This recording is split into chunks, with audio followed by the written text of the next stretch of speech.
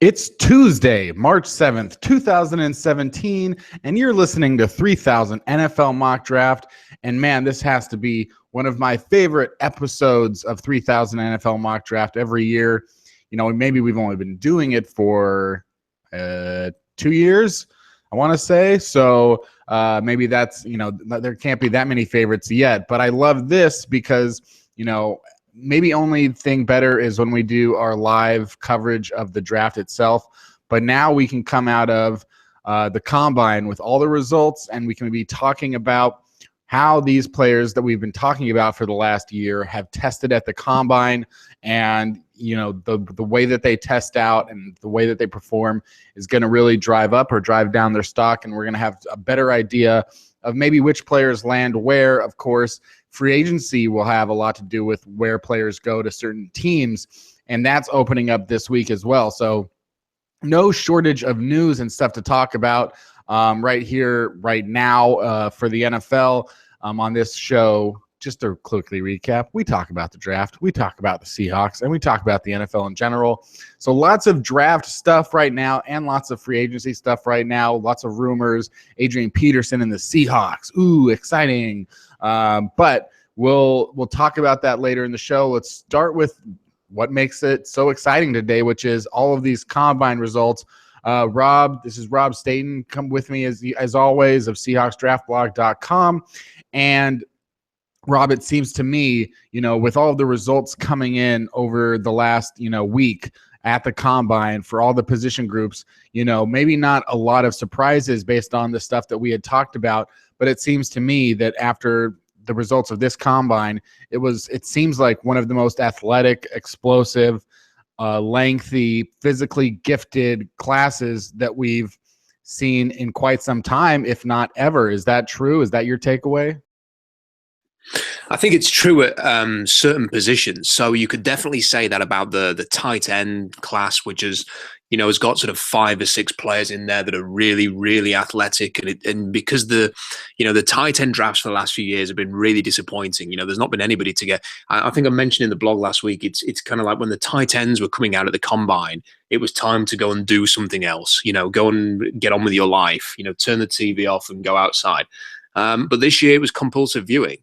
You look at the defensive linemen. I think overall there aren't many interior defensive linemen, but there are, over 30 explosive testers on the defensive line this year, including, a generational talent, a proven now once in a generation athlete in Myles Garrett, who's going to be the #1 overall pick. And then you look at the defensive backs, and it was just, again, in the past, we have the final day of the combine. I can't remember if it was last year or the year before. It was kind of an afterthought. You could just sense that the coaches wanted to get home, because even doing the drills, they thought this is not a very good group, and it was almost a waste of the time. They've seen the guys they needed to see, they wanted to get off. Whereas this year there was so much attention on that last day, so many big names, so many really interesting athletes. And then you go and see guys like, Kevin King have his workout, and you see guys like Fabian Moreau do what he did, and some of the safeties, and just a really intriguing class there. So in terms of tight ends and defensive line and defensive backs, very, very interesting. Not at all on the offensive line, a really poor class for offensive linemen. Not many great athletes, not many explosive testers there. I think the running backs were generally disappointing. I think it's a pretty average class. It keeps getting talked up, but I just don't see the real value at running back, apart from maybe, Leonard Fournette at the top end.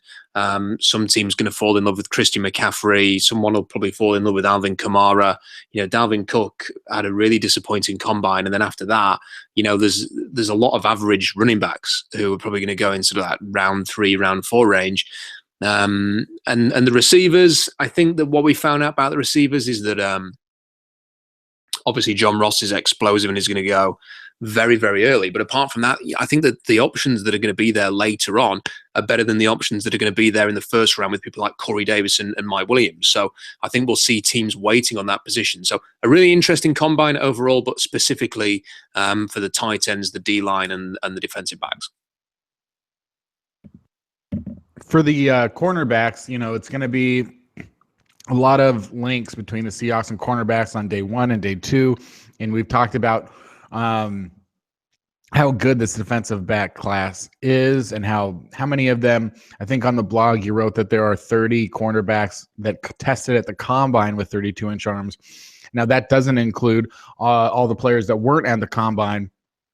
If I recall, and I mean, this is I don't remember who sent the tweet. I don't remember what the details were. But a couple months ago, I feel like someone tweeted out, maybe it was Andrew Siciliano or someone, but he tweeted out like last year, 25% of drafted players weren't at the combine, and X amount of players who made the final roster weren't at the combine. So not making the combine is definitely not a sign that someone is not going to be drafted or that he's not good enough to make the NFL, because we see a lot of players who will test out at the pro day or, just couldn't make the combine because they were injured or whatever. There could, so even though there's 30 cornerbacks that tested at the combine with 32-inch arms, and I mean, I think defensive backs, not just cornerbacks,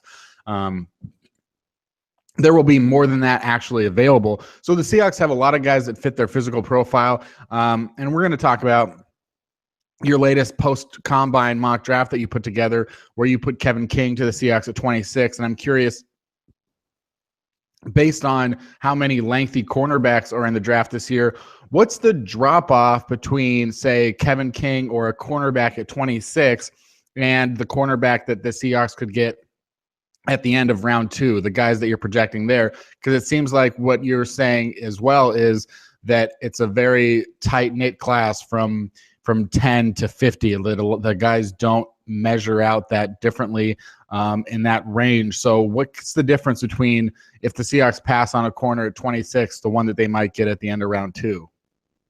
Well, there's not a great deal of difference, because you could go and get someone like Akilla Witherspoon, for example, who also had a fantastic combine. Has got great size and length as well. You could imagine the Seahawks looking at him in round 2. You could imagine them looking at someone like Shaq Griffin in round 3. You could imagine them looking at someone like Marquez White, on day 3. You can pretty much pick out 6 different cornerbacks that you could imagine the Seahawks getting, and you could say, in the first round, these are the options. In the second round, these are the options. In the third round, these are the options. The reason that I ultimately landed on Kevin King in the first round is simply because of who he is. And it's important to sort of know what he is when judging what this pick is. I've had this feeling, I know other people have expressed this as well, that because Pete Carroll is the a defensive back guru, they have a defensive backs coach as their defensive coordinator. This is a team that has built itself around the secondary. It's the identity of the team, the Legion of Boom, Earl, Cam, Richard Sherman. This is what the Seahawks are. And they've done it without spending high picks. So for them to actually break that trend and to take a first-round cornerback, it's going to have to be somebody who is truly special. Almost, I would have to say, the perfect cornerback. That's what it's going to take for the Seahawks to draft one in the first round. And then you look at Kevin King, and he's 6'3", he's 200 pounds.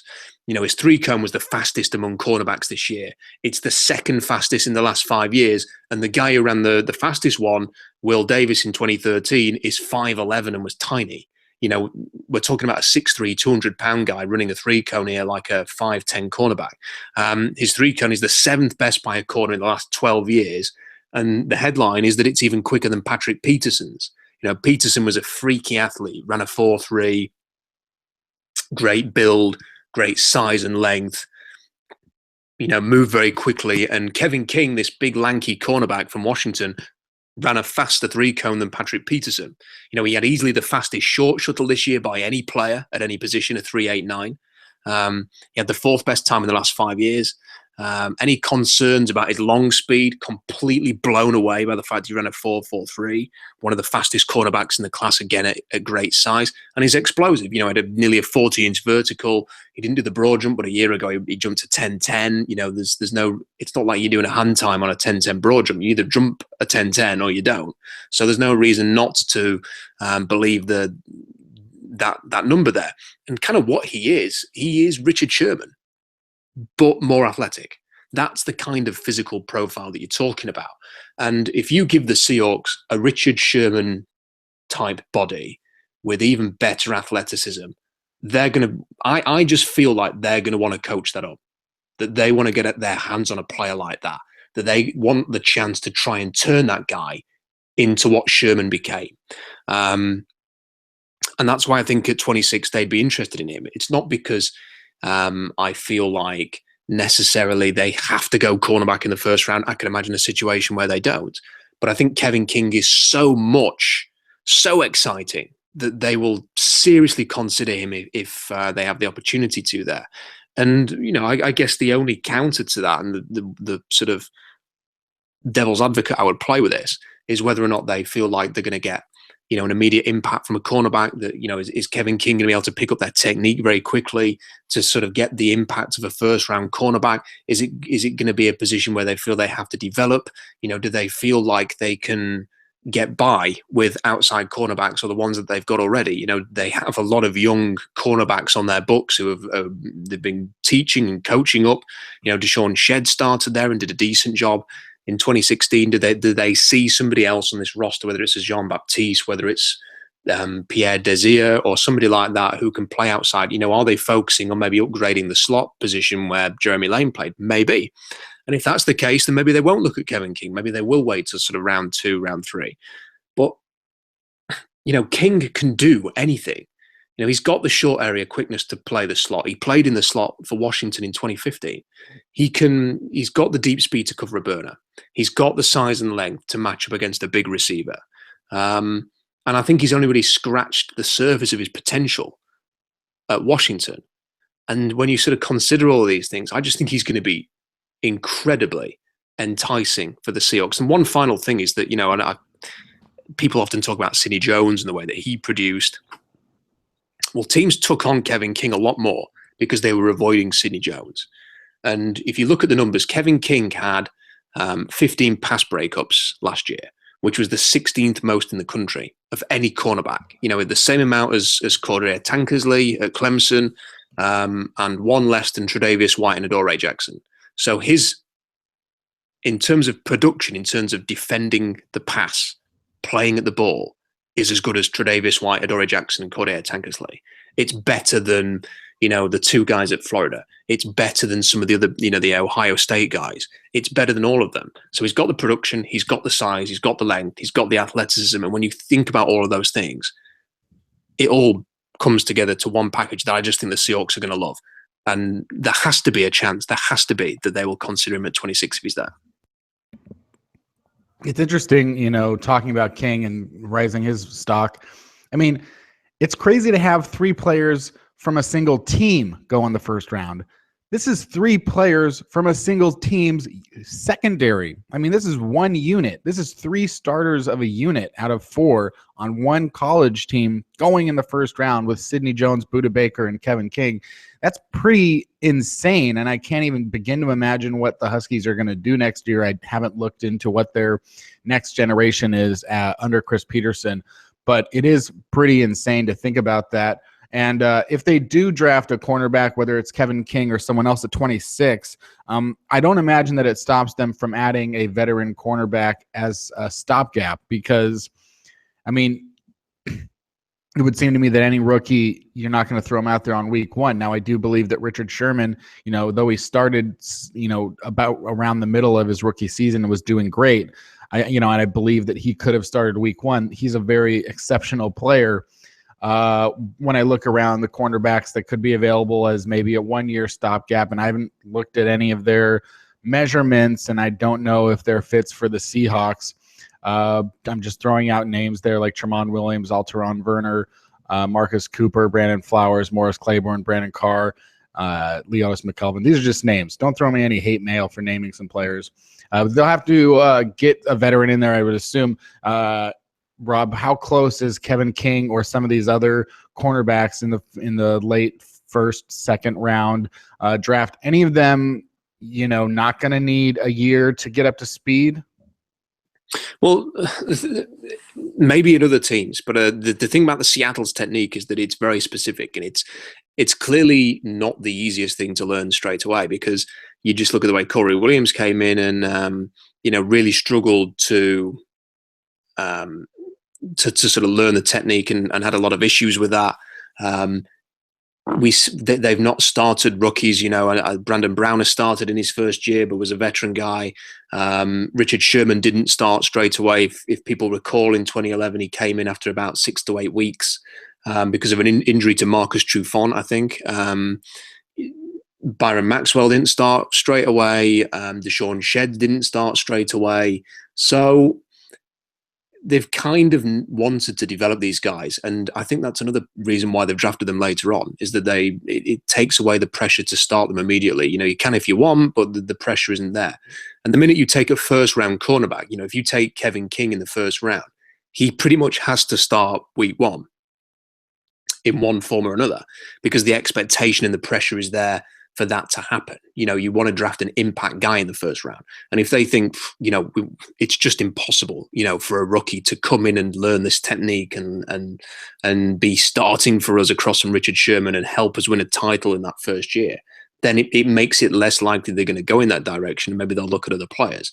But I couldn't tell you whether, Kevin King or Gareon Conley or Adoree Jackson or Quincy Wilson is more or less likely to be able to pick this up. I think the only people who will know that are the people who go and speak to the Washington staff and have got the connections to get an honest assessment. Everything that I've read or kind of studied about Kevin King suggests that he's a perfectly decent guy, who is more than capable of learning quickly if needs be. It's just whether or not he's able to sort of pick that up very quickly. So, you mentioned the free agent cornerbacks there. I'm absolutely staggered that after what we saw on Monday, that there are teams willing to spend $12 million on AJ Boye, that there are teams considering spending $10 million on Dre Kirkpatrick. I just can't believe it. I mean, why would you spend that much money on these guys when you can? There may be sort of 20 to 25 cornerbacks drafted in the first 3 rounds, and no one's going to complain when you take one in round 3, if that's where you end up taking one. For me, I just cannot. I can't believe that there isn't great value at the cornerback market in free agency.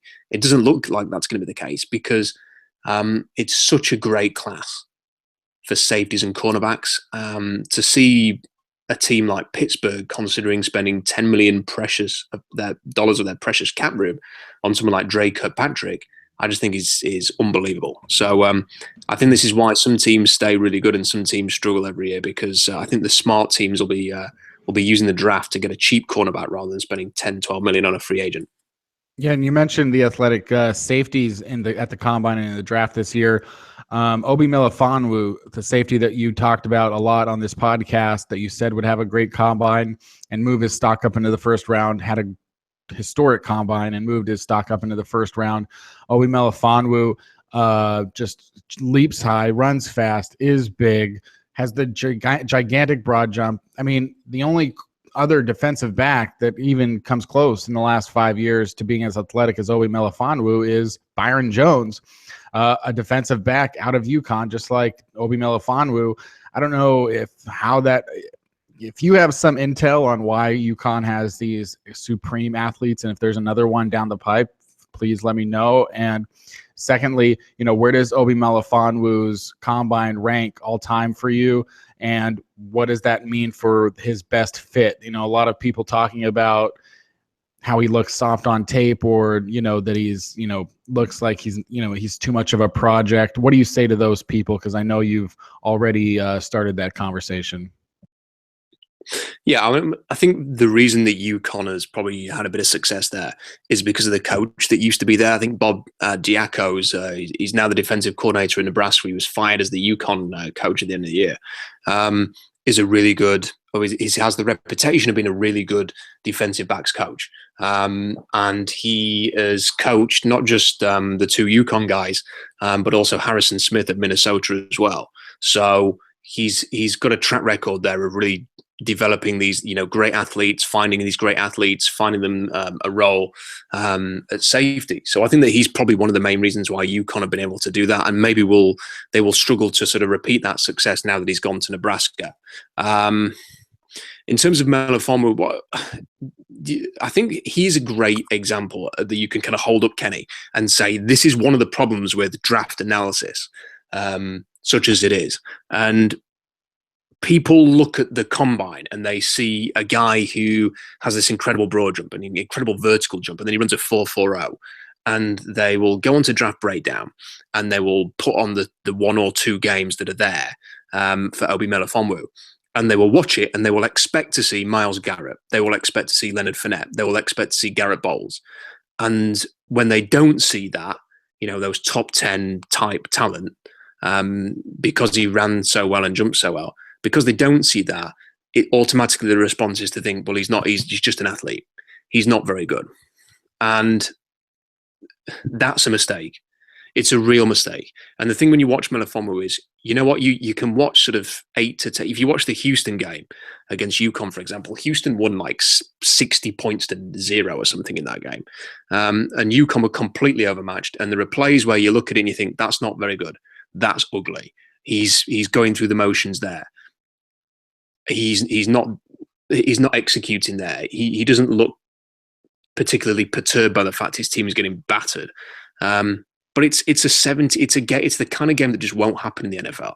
And then you've put on the Virginia game, and do you know what? There's probably 8 to 10 plays in that game where you can say, I can work with that.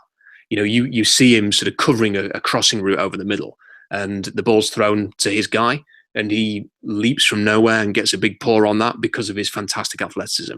You see him working through traffic, which is what he's going to be asked to do at the next level. He works through traffic and drops the running back for a tackle for a loss. He plays single high. They throw it downfield to the right sideline, and he covers the ground superbly, and he makes the big hit on the receiver, breaks of the pass. You see him he reads and reacts to plays perfectly. You see them sort of dump it off. He reads the play, will get to the ball carrier and tackle them for a 1-yard gain. His tackle form is really good. He's a good tackler. And you think about all these things, and if you're a coach in the NFL, and if you're a particularly good secondary coach like Pete Carroll, you're thinking, well, look, we've got this. These are things that I can work on. If he can do this for us, then some of the things he isn't doing well, we can coach him up, and then he can become an all-round player. If you turn on the tape and you expect to see Cam Chancellor jarring hits and Earl Thomas style intensity and the perfect player, you're going to be disappointed. If you can sort of break it down and appreciate what you see from Melifonwu and appreciate the potential that he has, then you can start to understand why he might be of interest to the Seahawks. He is not just an athlete. There's a reason why Bob Diaco was praising him so much throughout the year, saying that he's the best safety that he's ever coached, better than Byron Jones, better than Harrison Smith. There's a reason that he is saying these things. And the people who want to just dismiss him as an athlete are making a huge mistake. A lot of people listening to this show that are Seahawks fans obviously want to know about offensive line, and a lot of times when you talk about rumors or mock drafts and free agency, and if you go like, well, I think the Seahawks will take a cornerback in round 1 maybe, and then they'll take a defensive end in round 2 maybe, and blah blah blah. Some people are just prone to simply saying, no, they got to take offensive line. They got to take offensive line. The offensive line is terrible. They got to take offensive line. But if the offensive line isn't there, if the right players aren't there, then why are you wasting a pick on a guy that that doesn't fit your athletic profile or doesn't look like a good prospect? And I think, as we've been saying for months, if Garrett Bowles or anybody else turns out to be a great offensive line prospect, they're not getting out of the top 10 of this draft because it is one of the most desired. It's like, it's a demand, it's what's the damn phrase that I'm looking for? It's supply and demand. So there's a huge demand for offensive linemen. The Seahawks aren't the only team that think they have a bad offensive line. More than half the NFL, if not more than 20 teams in the NFL, believe they need a lot of help on the offensive line. There's a bunch of guys going on the free agent market. And the guys that are going on the free agent market, a lot of them are just, well, you didn't work out here, and another team's going to go, well, maybe you'll work out here, and it's just sort of, it's musical chairs and it's roulette, and they're just switching around. Some of those guys will turn out to be pretty good. Look, if you get a TJ Lang or Kevin Zeitler or an Andrew Whitworth, you're getting a proven player that probably is going to be pretty good for you. But in general, the demand is so huge that if a Garrett Bowles, who tests great at the combine, he's going to go way before the Seahawks have a pick. They're not going to just take a lineman at 26 because he's, there. And, so there's not just going to be able to force it. And it doesn't seem like, based on what we'll find out maybe from Cam Robinson or Ryan Ramczyk, guys that we don't have all the full details on, maybe someone else will emerge. But at this time, it certainly looks improbable that the Seahawks would draft a lineman at 26. They'd have to either go up or down. But that being said, Rob, we assumed that there wouldn't be very many linemen who would test well at the combine. What did we find out about the linemen at the combine? How many of them qualified for a proper TEF score, as you have explained in the past? Well, just to very quickly sort of explain what we talk about there with these TEF scores is that Tom Cable 2 years ago referenced what his ideal offensive lineman would look like. And he mentioned that they would have a 31-inch vertical at the combine, a 9-foot broad jump, and would manage at least 27 reps on the bench press. There is a formula created by Pat Kerwin, who was, a confidant of Pete Carroll, which highlighted the importance of explosive testing. And funnily enough, as a coincidence, all it essentially did was add together the broad, the vertical, and the bench press, and gave you a score of 80. It gave you a score of 100. And he sort of asserted that any score over 75 was an explosive athlete. The problem with Kerwin's test is that because you were just sort of essentially adding things together, the difference between a 10-foot broad jump and an 8.5 was 1.5 points, which is ridiculous. It's marginal. You got absolutely no benefit from jumping a really good broad jump, and it's arguably the most explosive test. It's the one out of all of them that is the most important, and yet the difference between a mediocre 8.5 and a 9.5 was 1 point in his scale. And considering it was at 100, it was completely out of proportion. So the point of TEF was to come up with a system that would, better represent the tests fairly and equally, and if anything, give the broad jump an extra bit of a boost because it was so important. So we came up with this TEF score. We went back and looked through all the prospects that Seattle had drafted over the years, and found that every single one had matched a 3.00, which was the ideal. And they scored that, or they scored higher. Jermaine Ifedi was actually the first one in a long time last year, just to dip below it at a 2.97, but the Seahawks have probably got some kind of their own formula for this. Ours is just to help us, and a 2.97. He was 1 bench rep away from getting the 3.00. I don't think the Seahawks are deciding whether to take someone or not on the basis of 1 bench rep. So taking that all into account, and considering that they're probably only going to draft guys that have scored this particular score, there was only 3 guys who had a 3.00 in this entire draft class. Just 3. When you consider that there were 30 defensive linemen who did hit the score, 10 times as many defensive linemen that have tested explosively in this draft class than offensive linemen. The only 3 that were there were Garrett Bowles, who's going to go in the top 10, Forrest Lamp, who could easily go in the top 20, and Nico Siragusa, who was a guard from San Diego State, who could go in the 2nd or 3rd round. Taylor Moton scored exactly the same as Jermaine Ifedi, so he could potentially be on the radar as well as a guy that is like a bench rep away from managing it. But, they're kind of the 4 guys that we need to focus on. One quick point on the general feeling, and you mentioned it there, Kenny, got to draft offensive line, got to do this, got to do that. It's a topic that comes up time and time again. And I've had a lot of people, on the blog or tweeting us saying they've got to do something about the offensive line. They've got to draft this guy. They've got to go after Cam Robinson or whatever. First of all, Seattle's approach is not a failure. Them seeking explosive offensive linemen is a completely understandable viewpoint. The Seahawks are not drafting in the top 15 where the good offensive linemen like Jack Conklin, like Taylor Decker, like Tyrone Smith, like Zach Martin are going. They're not in range for those guys. If they were, they'd probably draft them, but they're not. So considering that, they have to come up with an alternative. And their alternative appears to be draft guys with insane ceilings and let's try and coach them up. Now, somebody on the blog sent me a message the other day, Kenny, and said, well, why do they focus on this explosive testing so much? There have been loads of Pro Bowlers drafted after the first round that the Seahawks have missed on.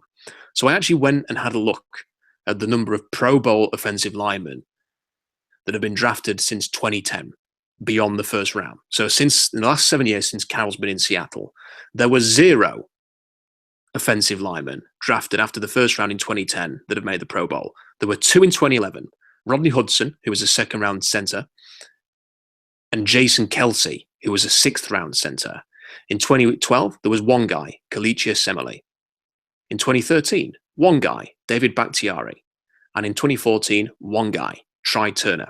In the last 2 drafts, 2015 and 2016, so far, 0 offensive linemen have been drafted after the first round and have made the Pro Bowl. So in the last 7 years, 5 players, 5 have made the Pro Bowl having been drafted after the first round. There is not a long list of players that the Seahawks have whiffed on using this approach. The simple fact is that there is a major problem in the NFL with offensive linemen. There is a dearth, a void in college football of good offensive linemen. The high school kids that play O-line, D-line want to play defensive line. They are going to the top schools and they are saying, I want to be a defensive end. I want to be a defensive tackle. And the schools who want to get the 5-star guys are going, you can play defense with us. Come and join our school. We'll load upon defensive linemen. The guys who end up being left to play O-line are being asked to play these extreme spread offenses. Even Alabama, with all of the guys that they have and the style that they like to play, have embraced the spread offense with Lane Kiffin. So it's a massive overall issue. And if any Seahawks fan out there thinks that the Seahawks are mishandling the situation, that they are missing on loads of different players because they're focusing on explosive athletes in the offensive line, it's not true. And unless you want them to be picking in the top 15 in any time soon, they're not going to get at these guys. They have to come up with an alternatives. And the plan they've got to kind of develop this really young, explosive offensive line, to me, makes perfect sense. They've got to see results. They've got to see improvements there. You know, Tom Cable's got to coach these guys up. They've got to be better than they were last year in 2017. They've got to have some veteran help. John Schneider's admitted that already. They're probably going to look at this in free agency, but there is nothing wrong with Seattle's plan. Yeah, I think as we said last week on the podcast, it's like this is the plan that they did the last time. It's the exact same plan that got them a pretty good offensive line in 2013 and 2014. So it's just they had to start over, and it definitely they'll have to rethink their timing on these transitions in the future, because it left them, you know, with J.R. Sweezy and Russell Okung leaving at the same time. You know, it left them really young and inexperienced and bad on the offensive line. So, but next year you would still assume that, you know, Justin Britt's going to be going into his 4th year as a starter and 2nd year as a starting center. And Jermaine Afidi is going to be going into his 2nd year. Mark Lewinsky is going to be going into his 3rd year and his 2nd year as a starter. And it looks like maybe they'll lose Gary Gilliam unless he comes back for, you know, unless there's absolutely no market for him, which I would assume there will be a market for him, because as many offensive linemen as there may be on the market, not a lot of them have, you know, some 30-some starts under their belt and are still relatively young and might only cost $2.5 million a year, which is more than what the Seahawks may be willing to pay him. So it's sort of interesting in that regard. And you mentioned the defensive linemen and how the best athletes are going. And it's the thing, you know, you've talked about it on the show for a long time. There's only a finite amount of talent, and that talent does not automatically, you know, the dust doesn't settle on 2 sides of a table with the middle of, you know, right down the middle of the table being, well, this is offense and this is defense. The dust settle, all the dust could settle on the offensive side. All the dust could settle on the defensive side. It's, if you're the size of a wide receiver or cornerback or safety or running back, you know, if you're a really good athlete, you go to a certain position, you're going to be good at that position if it's what you train at for your whole life, or at least through college. So, you know, and that's also what Pete Carroll is trying to do, which is say, you're a great athlete, you're just at the wrong position. We're going to put you from defensive line to offensive line. We're going to put you at receiver from cornerback. Now, look, that might not be working out a ton for Seattle. But J.R. Sweezy was a pretty good guard, a decent guard, when he came in the 7th round, and it took some time. Christian Sokoli was not a good guard or center, apparently. We never saw him get out there, but apparently not good enough to get out there. So they're definitely monitoring, athletes and then trying to put them at certain positions. And sometimes it works and sometimes it doesn't. But the cost is pretty low. We're talking about day 3 picks. We're talking about undrafted free agency. It's not something to get worked up about. As far as defensive linemen, though, who were the guys that really scored well, that sort of blew everyone out of the water or blew your mind? And are there any guys who on the defensive line that had really high TEF scores or TEF scores that might be going late on day 3 that will qualify as your sleeper picks and maybe even be transitional players for the offensive line?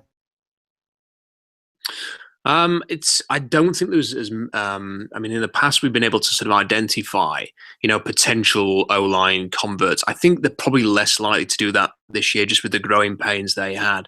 In 2016, spending a late round pick on a guy that they then come out afterwards and go, hey, everyone, get excited because we're going to try and develop this guy into an offensive lineman. I'm not quite convinced. And the other thing is that this draft is full of really good edge rushers more than interior guys. And, people like J.R. Sweezy played defensive tackle.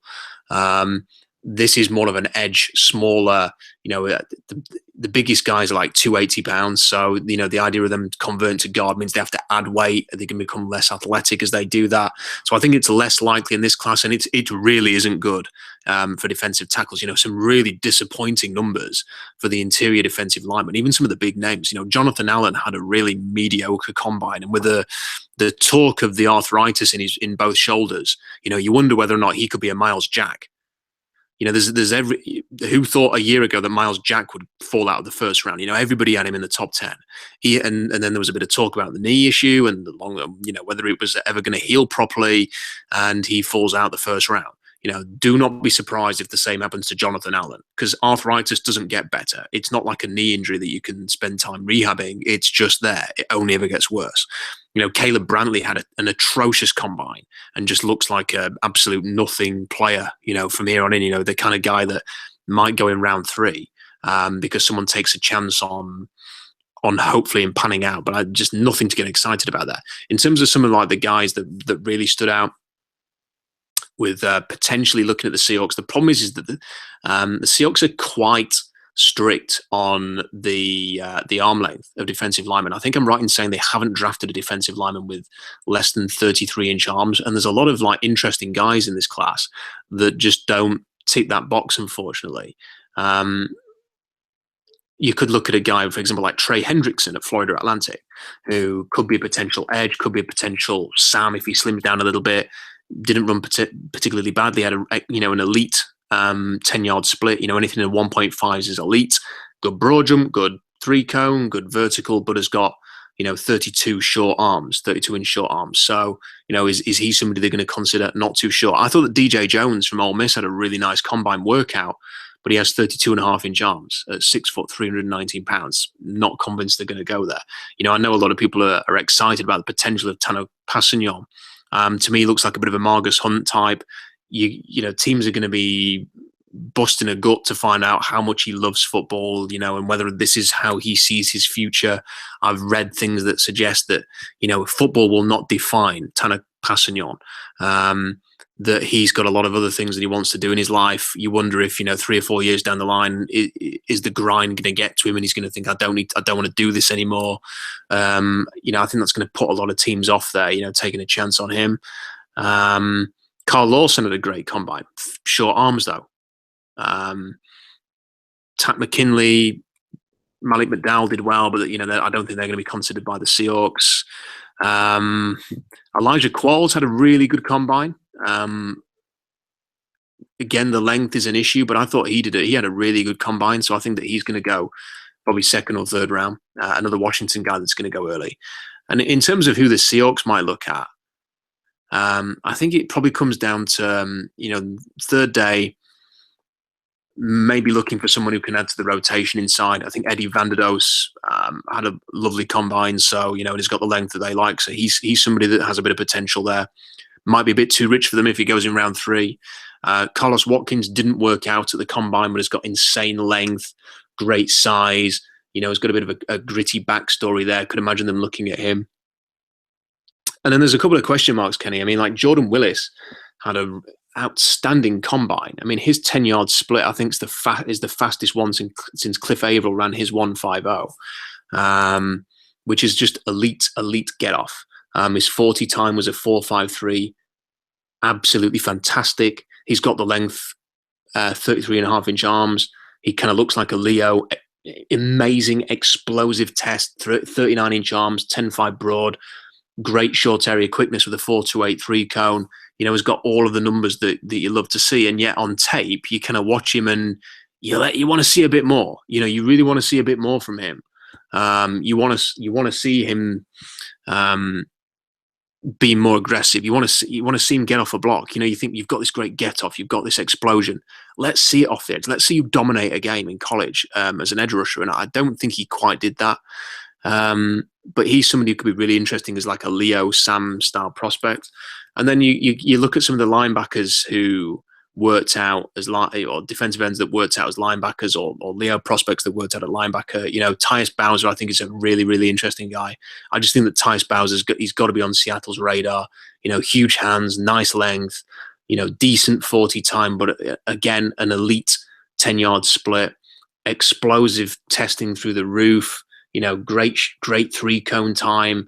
Looked really, really good, I thought, at the combine, and has to be somebody they will look at. TJ Watt had an exceptional combine and could be like a Sam Leo.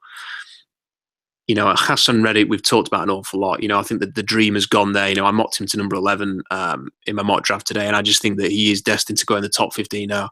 I don't think he's done more than anybody over the last few weeks to push his stock up, and we've gone from, mocking him to the Seahawks in December and people going, what the hell are you smoking in the UK at the moment to put him that high, and now it looks like he's probably going to go in the top 15. So it'd be great if the Seahawks could get Hassan Reddick. I think he'd be their perfect pick at 26, he and Garrett Bowles, and unfortunately they're both going to go in the top 15 by the looks of things. So there's plenty of options there for Seattle. I do think they're going to take a Sam linebacker at some point. It's just where and when. Is it going to be Tyus Bowser in round 2? Is it going to be someone that they like to take in the first round? Are they going to wait on this and maybe look at someone like Vince Beagle from Wisconsin in round 3, or Alexander Loney? They're going to draft a linebacker at some point. It's just kind of working out the range it's going to be in. And, a guy who tested better than expected was Raekwon McMillan. He could be another guy that they look at. Because TJ Watt had nothing if not the opportunity to be on everybody's radar for his entire college career. I mean, you come out, you go to the same school as your brother. Your brother is arguably the best player in the NFL. You go to the combine, you crush it at the combine. What exactly is it about TJ Watt that just doesn't make him a top 5 pick? Like, why has he not been on the radar? I mean, he's obviously, everybody is like, oh yeah, TJ Watt, his brother plays there at Wisconsin. He's the linebacker. What is it about TJ Watt's game, film, or whatever that has teams concerned to not take him in the top 15 or even in the first round, perhaps? What is it about TJ Watt that's not desirable?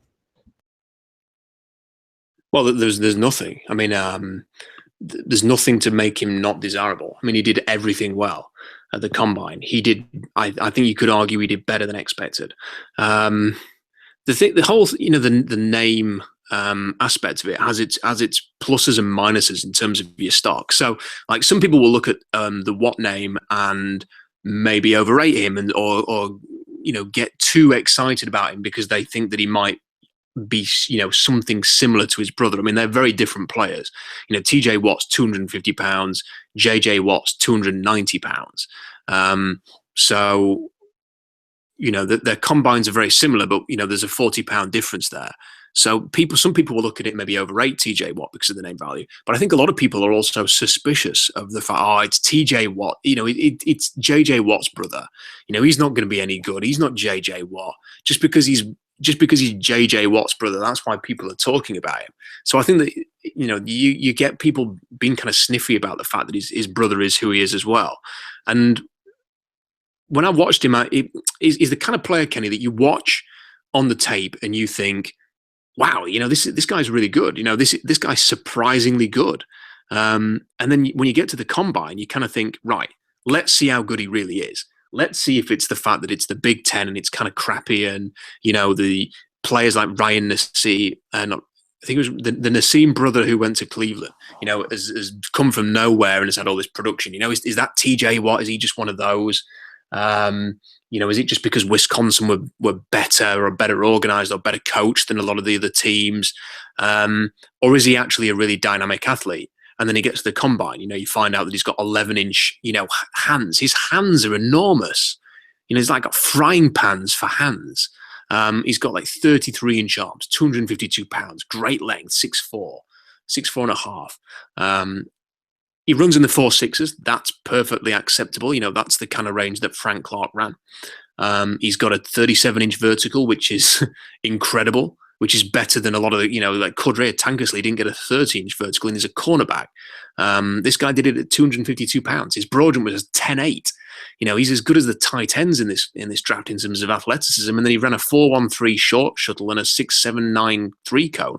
I mean, he is an absolute freak. Let's just get, there's absolutely no doubt about it. TJ Watt is a freak of nature. And part of the reason that his stock was not very high going into the year is because he'd never played. I mean, he'd had 2 serious knee injuries.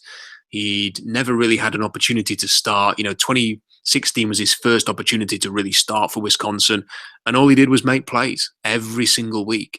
So you look at him now and if you were to say that you'd found a time machine in your backyard today, Kenny, and you went into the future and you came back and you said TJ Watt was a top 20 pick, it should be no surprise to anybody. But then, and I think Bob McGinn, people may be familiar with his work. He works with the Journal Sentinel in Wisconsin, and he has a lot of scout sources, and he puts this great piece up during the combine, and it's up there now. If you go onto his Twitter account, you'll find the link. And he puts this great piece up, and it's like anonymous scouts pontificating about the different players in the draft. And one scout for TJ Watt said he's an absolute phenomenal player, he's one of the best players in the draft. And then another scout said he's overrated. We're not interested in him. He won't go in the first round. So, there's a chance that some team's going to fall in love with this guy, especially with the important position that he plays. The kind of edge rush can fit in probably both schemes. There's a chance that someone's going to take him very, very early. But then it wouldn't be a total surprise if he was just a top 45 pick. You could see, could the Seahawks be interested in him? Sure. I mean, it'd be nice to see his 10-yard split. For some reason, the NFL Network and NFL.com did 10-yard splits for like 5 of the linebackers and didn't produce any of the information for the others. So we know that Tyus Bowser, for example, ran a 1.59. We don't know what TJ Watt ran. So it's, if he had a 1.5 split, you'd be talking about potentially an elite edge rusher here, with the potential to be a Sam Leo. So could he be an option for the Seahawks? Sure. Could he be an option for Green Bay, for Pittsburgh, for Atlanta, for Detroit at 21? Could he be an option for Miami, or the Giants, or Houston, Oakland? Yeah, he could be an option for any of these teams. And it wouldn't be a surprise at all if he went in the first round. Well, it's certainly interesting to watch what happens there. I mean, some of the guys that, there's still going to be a lot of movement between now and the draft, but, we have a much better sense of some of these guys right now as far as ones that have moved themselves up, like Byron Jones did last year, and ones that have moved themselves down. And to wrap up the combine, talking about some of those guys that moved down, you can go to SeahawksDraftBlog.com and see, Rob's final thoughts on the 2017 combine and, some of the question marks here, like Jonathan Allen, who had been touted as, much earlier before today as a top number 1 pick. Definitely not better than Myles Garrett at this point. And now sort of, having a very average combine. So what can you tell us a little bit more about how much Allen's stock has dropped and some of the other disappointments from the combine?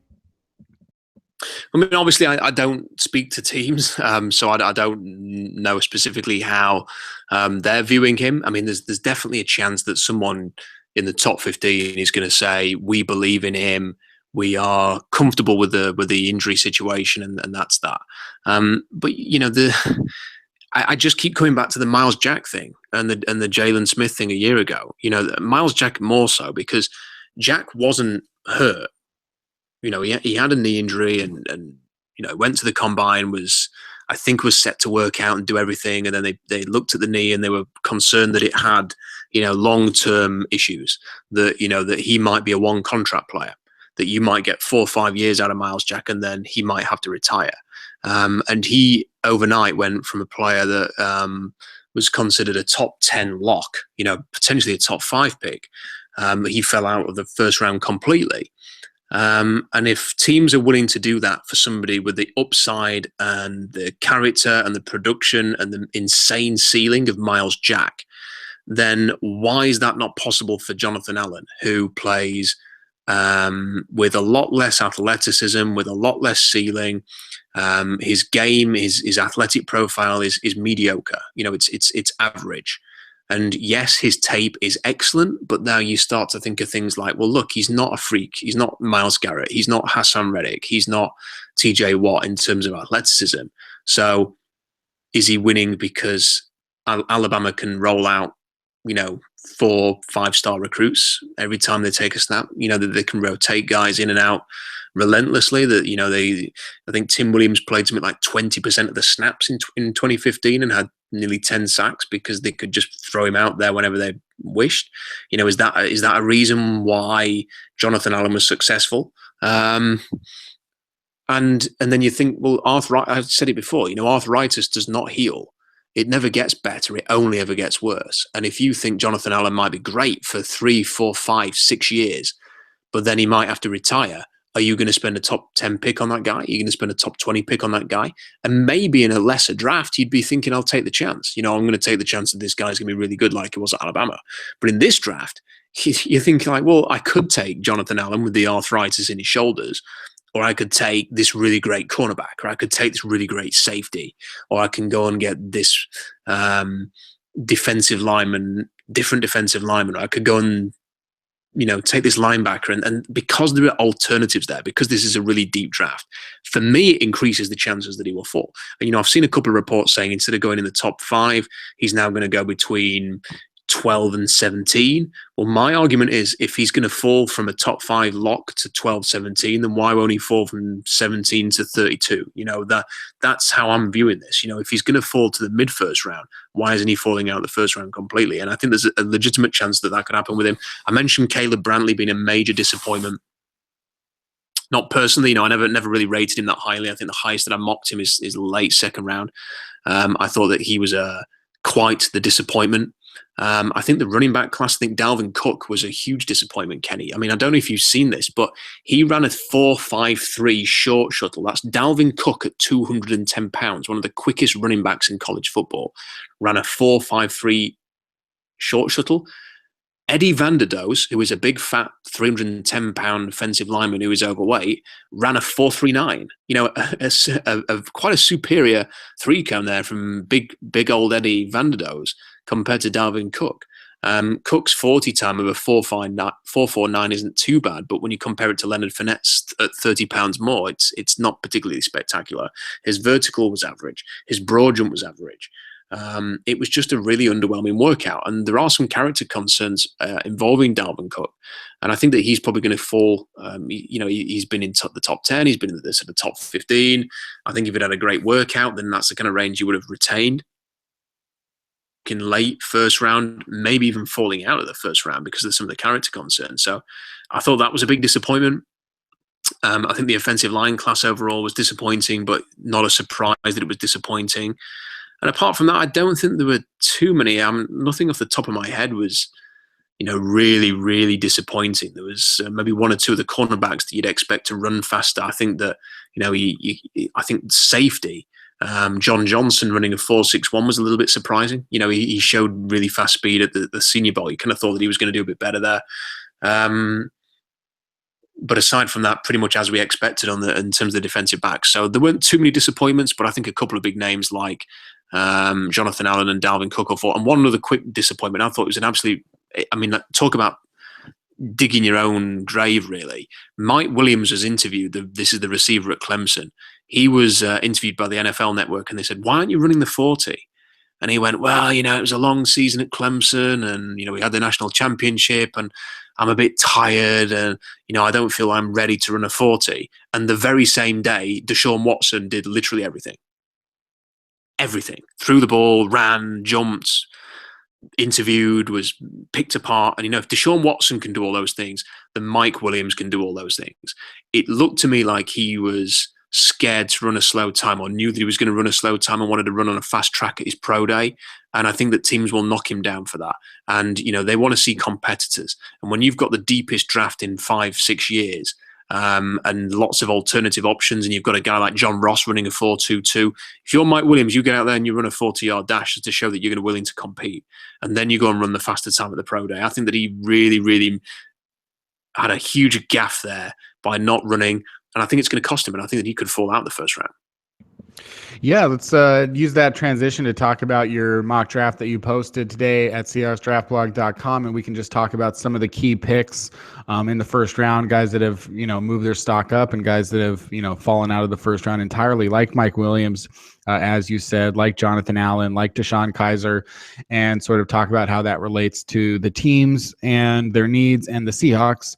And just the first thing would be, there's been reports that the Browns will not do anything except for draft Myles Garrett. There's other talk that, they love Mitch Trubisky, which I think that, that seems like the nonsense to keep things interesting. Is Myles Garrett, now that he came into the combine as the consensus number 1 pick, he leaves with all of the athletic ability as the best athletic lineman, defensive player in this entire draft. So it's the combine just proves the idea that that the reason that he was so good at Texas A&M is that he is born and bred to be a football player, and at a degree that is better than most human beings. Is Myles Garrett now the best defensive prospect since, let's say, Julius Peppers in 2002? Is that where he ranks as one of the best of our generation? Yes, without a doubt. And when he first started playing for Texas A&M, it was abundantly clear straight away. There was he and Leonard Fournette that as soon as they got on the field, you just knew that you were watching something special. And it's kind of funny now that you mention it, and we're talking about how good he is, to think about that. I remember watching him first play for Texas A&M, thinking, "Wow, I can't wait to see that guy," at the combine and the draft. And I remember thinking that he and the draft that has he and Fournette in the draft will be really exciting. And here we are. How time flies. That's a couple of years ago. But he's special. We do the trend, the TEF that we were talking about for offensive linemen. And although it's, the ideal for an offensive lineman, you can still put the defensive lineman through the system and you can compare them. So, it still, tests explosive traits and you can compare it. So if a defensive lineman gets a 3.50 and another one gets a 3.60, you can say who's most explosive. It's a formula which helps you determine that, even if it's designed for offensive linemen. And we put Myles Garrett through the system, and he's the first player, Kenny, that I've ever found that scored actually above a 4.0. His score is a 4.21. So if you consider the ideal explosive athlete for the Seahawks on the offensive line is a 3.00, Myles Garrett's a 4.21. I mean, that's just insane. And if I was to give you some of the names that some of the biggest names in the NFL right now and how they scored, remember, Garrett's a 4.21, JJ Watt 3.828, Aaron Donald 3.53, Mario Williams 3.97, Jadeveon Clowney 3.50. So I think Khalil Mack was the 3.53. So he has the, he's as explosive as JJ Watt and Aaron Donald and Jadeveon Clowney and Khalil Mack, and then he takes it to another level. So he is the definition of a generational talent.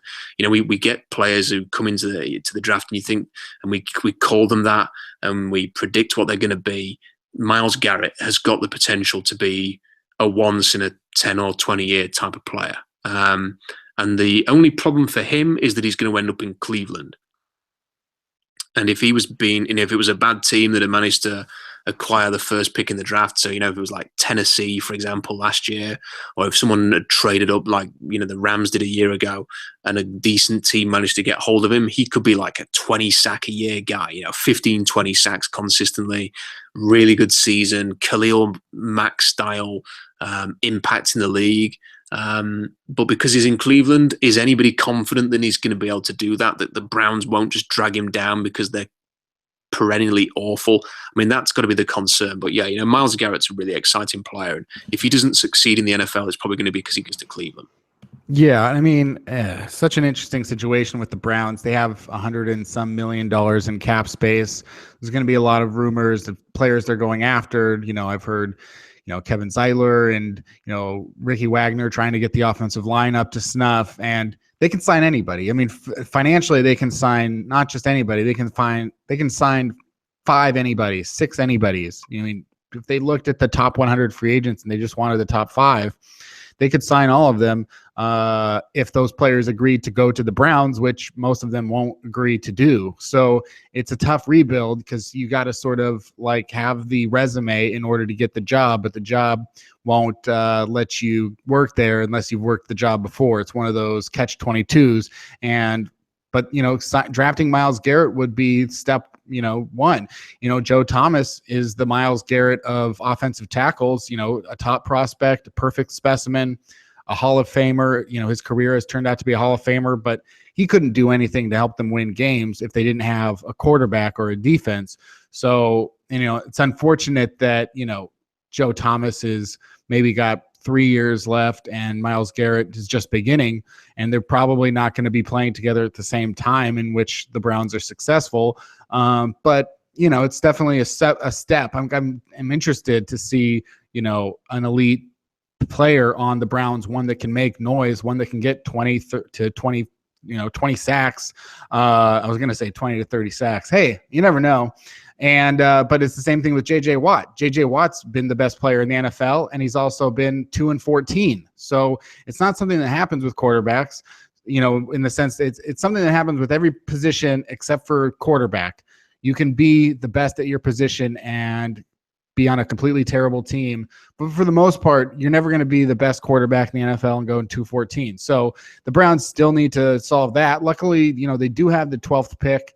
So there's still going to be Jimmy Garoppolo rumors, which sounds insane to me. It would be the Browns doing the wrong thing again, proving that Sashi Brown and the other front office people that they've brought in there have not, either aren't fit to be front office people because ownership is bad, or ownership is still controlling everything in Cleveland.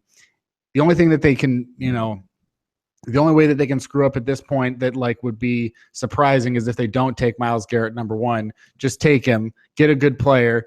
I would still say draft another player at 12. You've got them moving up here for Mitch Trubisky, the quarterback for North Carolina, at 5, which also makes sense. They've got the extra picks. Tennessee doesn't have a need at 5 that they can't fill at 12. And you have Tennessee taking Sidney Jones, the aforementioned cornerback at Washington. I guess we can just use this opportunity before anything else just to talk about that decision by you for them to go get Mitch Trubisky. He had a really good combine as well. Are you pretty confident that Mitch Trubisky would be the franchise quarterback for the Browns of need, that he would fulfill, that he's going to pan out? Well, it's the Browns. So am I confident that any quarterback will pan out in Cleveland? No. I think that Hugh Jackson's a good quarterback coach, but, is he ever going to be, capable of just being able to focus on, maybe he's at his best when he can just work in a quarterback room or as an offensive coordinator. Is he going to be able to control a team and concentrate on developing a quarterback? It's not easy to say. I had him trading up for Mitch Trubisky because they've got that extra pick, and I think at some point they're going to have to make some commitment here. I hear this every year. Next year's quarterback class is really great. And people are rightly talking about Sam Darnold at USC, and he's the talk of this, and he's that good. And yeah, I remember at the start of the college season, sort of the end of August, start September. I remember Browns fans were salivating over the prospect that if Philadelphia lost all their games because they traded and they traded the pick to Cleveland. If they lost all their games because they were going to start a rookie in Carson Wentz, then maybe the Browns would be able to get Deshaun Watson and Dalvin Cook in the top 10. And that's the thing. Last year it was wait till this year because of Deshaun Watson. Next, Sam Darnold's not even played a full college season, and people are already ready to talk about him as a first overall pick. I mean, like, teams are going to have the next 6 months to sort of study his game and sort of work out ways to stop him. What if he doesn't take the next step that everybody thinks he will at USC? It's entirely possible that happens, and that in a year's time we're looking at the next quarterback class thinking, ooh, there's not many options there. Maybe the Browns should have took Carson Wentz or Mitch Trubisky or Deshaun Watson. So eventually they have to make a commitment somewhere. And I think that, I anticipate that San Francisco and Chicago are not going to be drafting rookie quarterbacks. That just seems to be the way it's going. There's a lot of talk about Mike Glennon in Chicago. There's a lot of talk about Kirk Cousins in San Francisco. So assuming that happens, I think that teams are going to start trading up as they did last year for quarterbacks. So Buffalo seemed to be, for some reason, moving on from Tyrod Taylor. In my mock draft, I had them moving from 10 to 3 with Chicago, trading up to get Deshaun Watson to make sure they get the quarterback that they want, and being aggressive as they've been in the past, as we saw with Sammy Watkins, to get the guy they feel that they can win with. And then I had Cleveland moving up from 12 to 5 because Tennessee, they traded down last year. You'd think that they'd want to do that again. I had Tennessee trading down from 5 to 12, taking the 33 pick off Cleveland. In a deep draft, that seems like a fair trade. It's kind of a first-round pick to move down 7 spots. And Cleveland then taking Trubisky. That makes some sense. Trubisky's from Ohio. He's a Cleveland Browns fan. He's a local guy. They can win the PR battle with that. I think he's good. I think he's a really good quarterback. I think he's somebody that you could develop and win with. I wouldn't necessarily want him starting straight away. There'd be a pressure to do that. And, I think I disagree a little bit on the Jimmy Garoppolo thing. I think that, we've not seen 10 games of Garoppolo to properly judge him. And there's certainly a chance that he's Kevin Cobb, the guy who went from Philadelphia to Arizona and stunk the place out. There's definitely a chance that happens. But then, you watch him play in the way that he led that team in Arizona, and he has got the size and he can make the throws, and he has been around Tom Brady for 3 years. And you just start to think, why not? He's maybe taking a gamble on him with the number 12 overall pick and hoping that he can work out. Why not? And I don't think that if it went wrong, it goes wrong. It's the Browns. If they trade up and get Trubisky, it goes wrong. They're the Browns. If they don't take a quarterback this year, they're the Browns. Eventually they're going to have to commit to somebody. I think that the franchise just needs to decide who that's going to be. And if they, I have a hard time believing that they're going to justify to ownership, let us be a 1 or 0 win team again this year so we can go for Sam Darnold. I think they have to sort of come up with an answer at some point this offseason. I think they have to, and I think that they will. I mean, well, the thing with Jimmy Garoppolo is not even, first of all, the Browns and the Patriots, I mean, whatever the deal would be, hypothetically, I don't think it would be the number 12 pick. I mean, I don't see a scenario if Jimmy Garoppolo, if the Patriots give up Jimmy Garoppolo for the 12th overall pick, I would be seriously concerned if I was the team receiving Jimmy Garoppolo, because why would a team like the Patriots, who have the smartest person in football history, give up a quarterback that they believed was a franchise quarterback for the 12th overall pick? Can I answer that? The reason why they would do that is because, first of all, you're not telling Tom Brady when he's retiring or when he's going to, Tom Brady's going to be the quarterback in New England probably for the next 3 or 4 years. I think that's pretty much safe. In a year's time, the Patriots will be forced into a situation where they either let Garoppolo leave for nothing because he's a free agent, or they franchise tag him for $25 million. Are you really going to have Tom Brady as your quarterback, possibly for another year or two, earning what he earns, and he takes a discount every year to help that team out? and has done it for a while now. Are you going to have Tom Brady earning, like, let's say $15 million, and then have Garoppolo being on the bench earning $25 million under the franchise tag? I mean, that's just not realistic. I mean, the reason why the Patriots kind of almost have to trade him this year, whether they believe in him or not, is because next year they won't get anything for him. He will leave, and they will get a third-round compensation pick in 2019. So they're in a situation where they almost have to move Tom Brady on, which I guess is a possibility. I mean, maybe Brady retires after this year. Maybe they have that intel and they will keep hold of him because they want Garoppolo to be the future. But if Tom Brady's saying to them, "I want to play for another 5 years," they have to come up with some kind of a deal this offseason. Otherwise, they're going to lose him for a third-round pick. Jimmy Garoppolo is not just a potential future franchise quarterback for the Patriots. He's also their backup quarterback. And we've seen Tom Brady miss an entire season. We've seen Tom Brady get suspended for 4 games.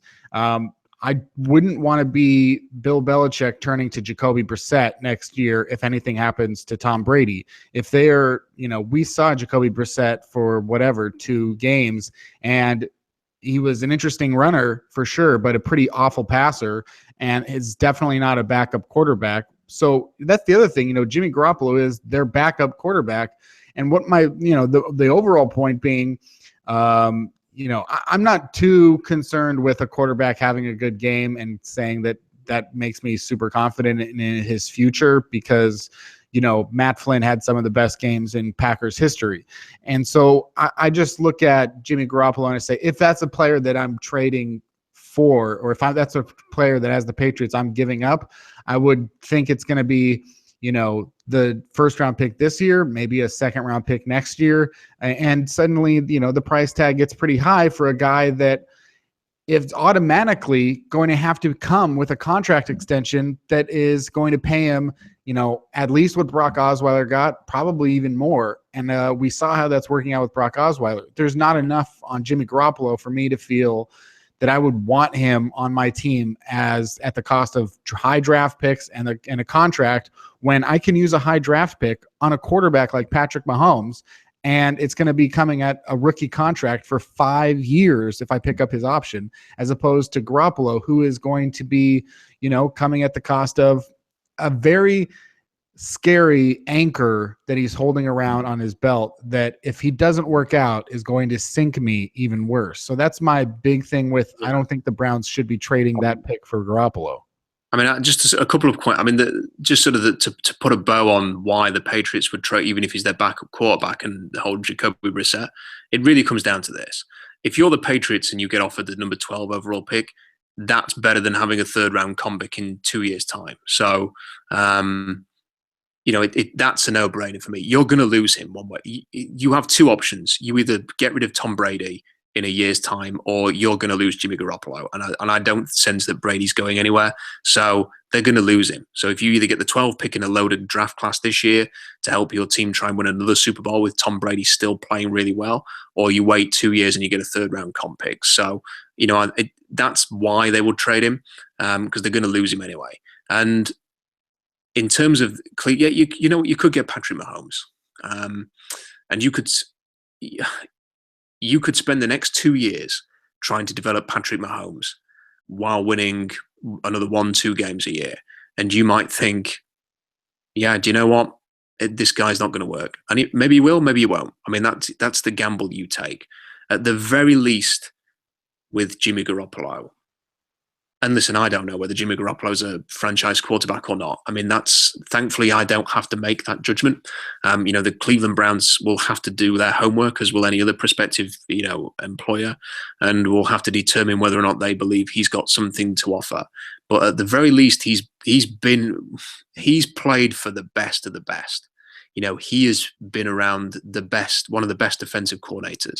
He has been next to a legendary quarterback, and sort of you watch Garoppolo in the one game he played against Arizona's top 5 defense in the NFL, with no Gronkowski on the field, with I think I'm right in saying there was a couple of other starters on offense that weren't playing in that game, but the key one being obviously Gronkowski not being there, and he just looked like he belonged.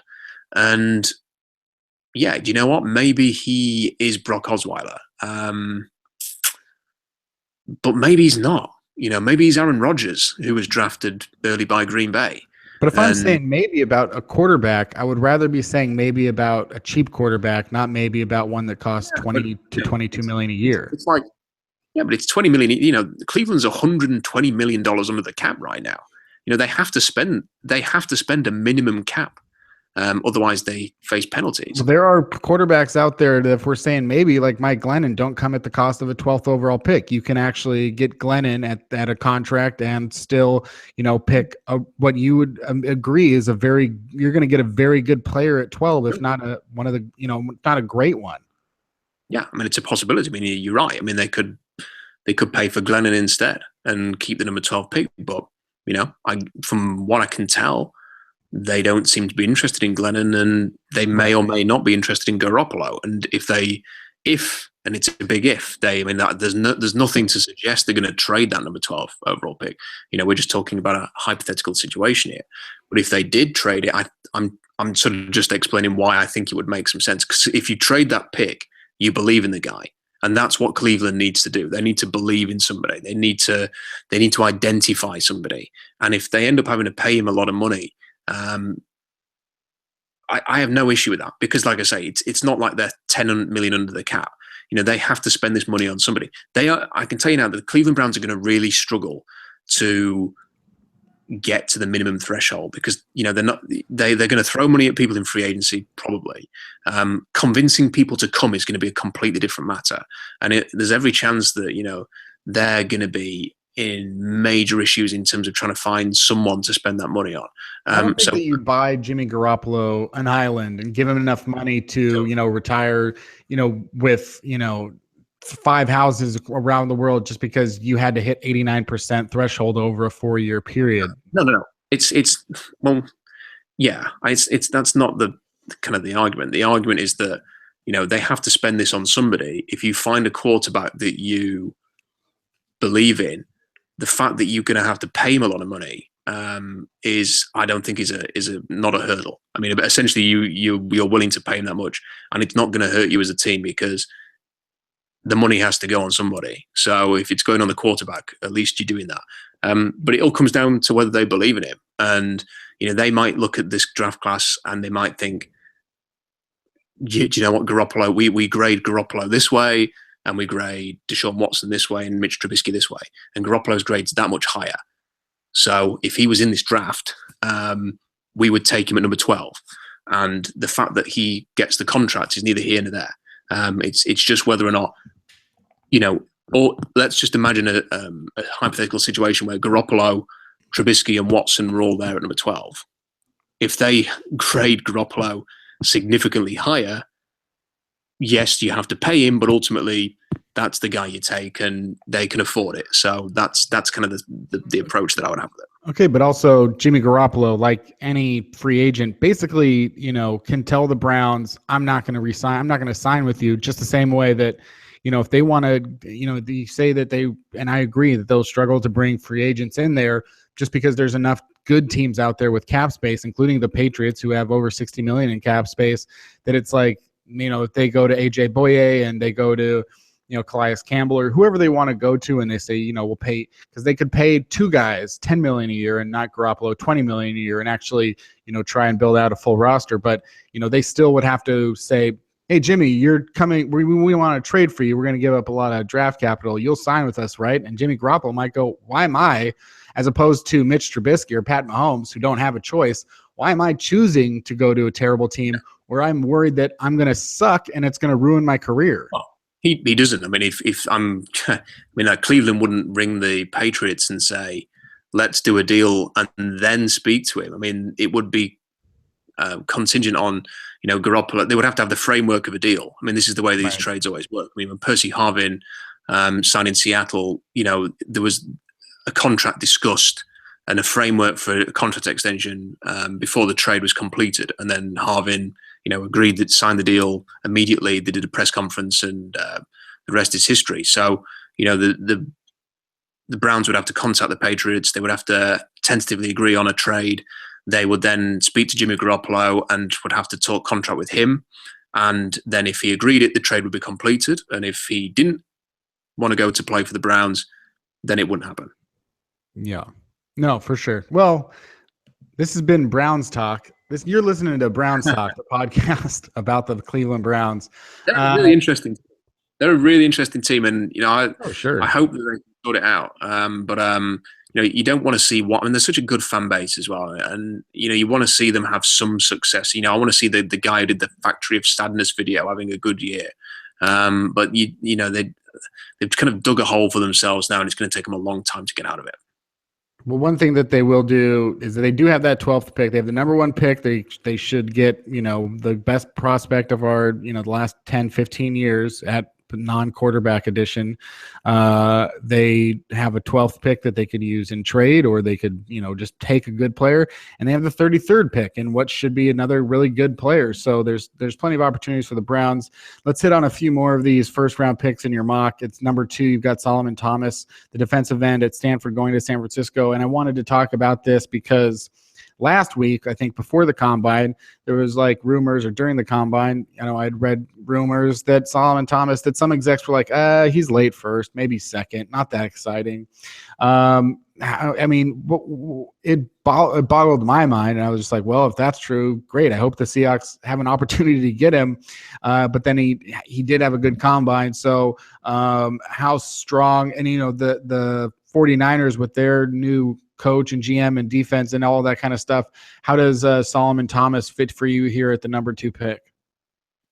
Well, there are 3 guys who had like a beautiful combine, in terms of, explosive talent and the potential to play defensive line. And Myles Garrett was number 1.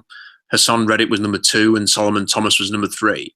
So assuming that the 49ers don't take Hassan Reddick at number 2, probably because he's more of a guy who you look to play outside or, move inside to play linebacker. Assuming they don't go in that direction, Solomon Thomas is the next freaky guy in this draft class. I think for me, I know he's a bit smaller, but he kind of has the potential to be, a bit of a JJ Watt. And the way that he played it against North Carolina in the bowl game hinted at just how good he could be.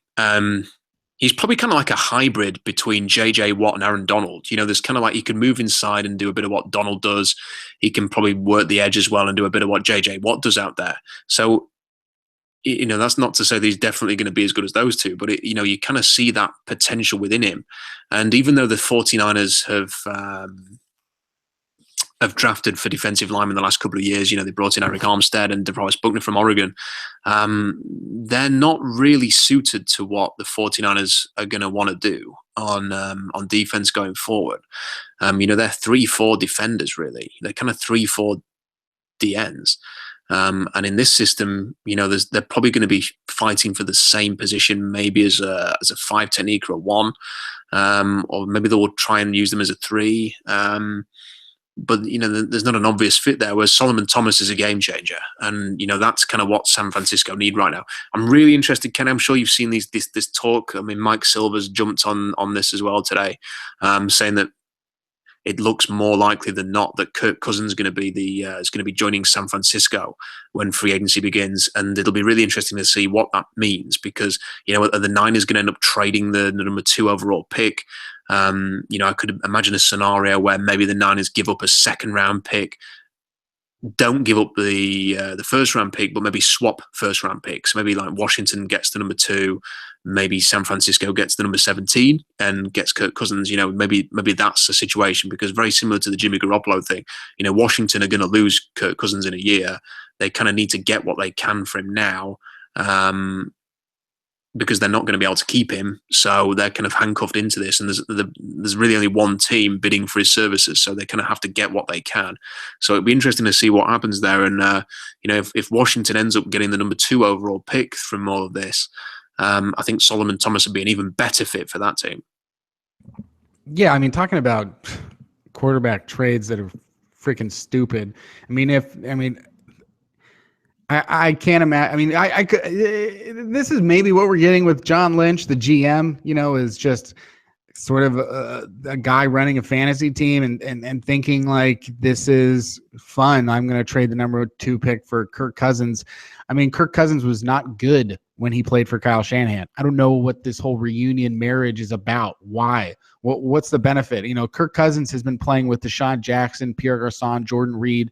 He's been playing behind Trent Williams. I mean, it's freaking insane that anybody would think that he's worth 1 or 2 first-round picks. I mean, if the 49ers give up the number 2 pick, it'll be the dumbest move that I've ever seen in my entire life watching the NFL and paying attention to moves and all this kind of stuff, because not only are they giving up the number 2 pick in a class that's got, at least a couple guys that I would, probably start with over Kirk Cousins at quarterback. But just the fact that, you would do that and bring him in to a situation where the 49ers are terrible. This is not the team that John Harbaugh took over that was already, had talented players but weren't utilizing them in the right way. This is a talentless team. So you're going to bring Kirk Cousins. This whole thing when they re-signed Jeremy Curley for $10.5 million. Jeremy Curley was awful last year. And I don't want to, maybe he does something like block, but he was really bad in the red zone and really horrible on third downs. He was one of the worst, and they gave him $10.5 million. So could I see that happening? Yes. And I don't know what's going on with Washington and Scott McLuhan. He's apparently, he wasn't at the combine. Now he's not involved with, Washington and free agency. Clearly he's out, and whoever pushed him out, maybe they're the ones that, maybe he was the one that's saying not to trade Kirk Cousins if this deal goes down. And maybe, that would be smarter to keep Kirk Cousins and play him on the franchise tag than it would be to, be the team trading for him and giving up good draft picks. I mean, Kirk Cousins is so in a vacuum of success that I have absolutely no faith that he is a transcendent quarterback that can just go to another team and be successful. And even if you said, well, yeah, but that offensive coordinator is the head coach. Yeah, like I said, he wasn't the offensive coordinator when Kirk Cousins was good. He left and Kirk Cousins became good. That's the whole point. This is a ridiculous scenario. And if the Washington Redskins manage to get $23 million in cap space while also recouping the number 2 overall pick, it'll be the biggest thievery in NFL history. Bigger than Thurman Thomas, bigger than literally anybody, and I might not be saying the right name, but anybody. I mean, it's just ridiculous. So go for it, San Francisco. Do it. I can't wait for the 49ers to trade a top pick or 2 top picks for Kirk Cousins and then giving him $120 million. It'll be the best thing that ever happened to the Seattle Seahawks. I mean, I'll just play devil's advocate and try and sort of give a feeling as to why I think the Niners would do it. I think that momentum and, I think it's so important. And I think the one thing that we saw when Pete Carroll came to Seattle is that starting off on the front foot and starting off like, we actually want to win in year one is an important thing. You need to get things going. San Francisco had a year last year where, the feeling was, they're in a rebuild and, they need to get through this year. And they ended up winning, 2 games or 1 game under Chip Kelly. And everyone was just miserable. And, they ended up firing Chip Kelly and they get a new coach in now. And I think Kyle Shanahan's looking at this and is thinking, we can't afford to have another 2-win year. We can't afford to have no reason for hope on this team anymore. And he probably feels like, I get Kirk Cousins, a quarterback who knows my offense, a quarterback that has taken strides as a starter. And probably, I'm not particularly, as a Seahawks fan, I'm not particularly fearful about seeing him twice a year for the next 5 years. But he's put up some numbers, and he knows the offense. And you bring him in, and you have $100 million in cap room. So let's say that gets down to about $80, $70 million if they sign Kirk Cousins to a huge contract. That's enough to go and spend $14 million on Alshon Jeffrey. That's enough to go and spend $12 million on Deshaun Jackson. That's enough to go and spend money on Pierre Garçon, who has worked with Kirk Cousins before. Let's just imagine a scenario where they go and get Pierre Garçon and another, and then maybe draft a receiver, in the first couple of rounds. Maybe in this system, Vance McDonald actually shows on his potential and actually comes out of his shell a little bit and works out. And yeah, you know what? Jeremy Curley is not a particularly exciting player, but yet Kyle Shanahan managed to get something out of Mohamed Sanu last year. and he managed to get something out of Tyler Gabriel, who was cut by the Browns. So maybe he feels like there's something I can work with there. They have an offensive line that has got some potential, and they have Carlos Hyde. And then you start to look at that offense and you think, yeah, you know what? They've got a running back. They've got an offensive line. They've got 2 or 3 targets for Kirk Cousins, who is an accomplished NFL quarterback now, to throw to. And maybe this team can win 7 games. And that might not sound that great, but you're moving forward. You're actually starting to take steps forward as opposed to just sort of resigning yourself to a 1, 2, 3 win season. And that's when the momentum builds and it develops, and all of a sudden people want to come and play for you because they can see that this is a team on the move. So that's kind of why I think that they might look to do this. And look, Kyle Shanahan's pulling the strings of that franchise. And if he's saying to John Lynch, I want Kirk Cousins as my quarterback, I think they're probably going to go after him. Dropping from 2 to 17 will be a tough pill to swallow. But the draft is so good that you could, I don't think there's a massive difference between 2 and 17. I mean, obviously, Solomon Thomas or someone like that, you're not going to get them. You're not going to get Malik Hooker if you want to go in that direction. But you could get a really good cornerback, which is kind of something they need. You could get one of the best tight ends might be there. If you don't believe in Vance McDonald, you could get OJ Howard or David Njoku. You might be able to get a really good safety, and you can still get a really good piece there. So, I think it makes a degree of sense, even if it's not there's no guarantee that it's going to work out. It kind of it's a plan. And as for Washington, I think that I wholeheartedly understand their situation. I think they've handled this whole thing badly. They're a mess. They're a mess of a franchise. But having not been able to sign him to a $20 million a year contract or an $18 million a year contract a year ago, they have to live with the mistake now. And because he's gonna leave for nothing in a year, and then get a 3rd round comp pick in 2019, because they're gonna lose him in a year anyway. Maybe just cut your losses and run, get what you can, and make the best of a bad situation. I mean, maybe I'll eat my words as far as a situation in which Kirk Cousins is good somewhere else. But I think it's just, I mean, if you get the 49ers first round pick next year, let's say that they got the 2nd round pick this year, which is going to be really good, and this first round pick next year, I would take that too, because I'm almost certain they'll be a top 5. They'll be picking in the top 5. So, it'll be interesting to see what happens. And just like, we don't know a lot about John Lynch, the GM, yet, but the fact that he did sign Curley to a 3-year, $10.5 million deal. I mean, he's 5'9", 188 pounds. He's turning 29 years old this year. He averaged 10 yards per catch. He caught 55% of his targets. He got 3 touchdowns. He was targeted 115 times. That's like 6 yards per target, 5 to 6 yards per target. 4 passes thrown his way were intercepted. 4 times he fumbled. I mean, this isn't just so much about who he is as a player. John Lynch didn't think he could get that in the draft on day 3. It's bananas to me that you don't think you can get that on day 3 undrafted free agency. But Kyle Shanahan's going to have had a huge say in that. I mean, Kyle Shanahan's dumb too then. Because the thing with Kyle Shanahan, I think I can't remember the exact number now, that didn't Atlanta's offense didn't Matt Ryan throw touchdowns to like 10 or 12 different guys last year? I mean, they managed to find players from nowhere. I mean, like Gabriel was a classic example of that. Just thrown on the scrap heap by Cleveland and I think picked off waivers, there wasn't like a great demand for him. And he managed to become one of the most dynamic players in the NFL. And do that though, right? Then do that, because that's not really what they did with Curley. No, but I can only suggest that maybe they feel that he can have a role, that there's something to work with there. And listen, they might be completely stupid and it might not work out, but that's the only. I mean, I can only imagine that they feel like there's something that they can work with there. And in fairness to Kyle Shanahan, his offense was the 8th best in the history of the NFL last year. So if he thinks that Curley can have an impact there, I think we have to wait and see. Yeah. Well, just before this takes 3 hours, which I'm sure you don't have, we'll hit a couple more of these first round picks. Guys that maybe we haven't talked about forever.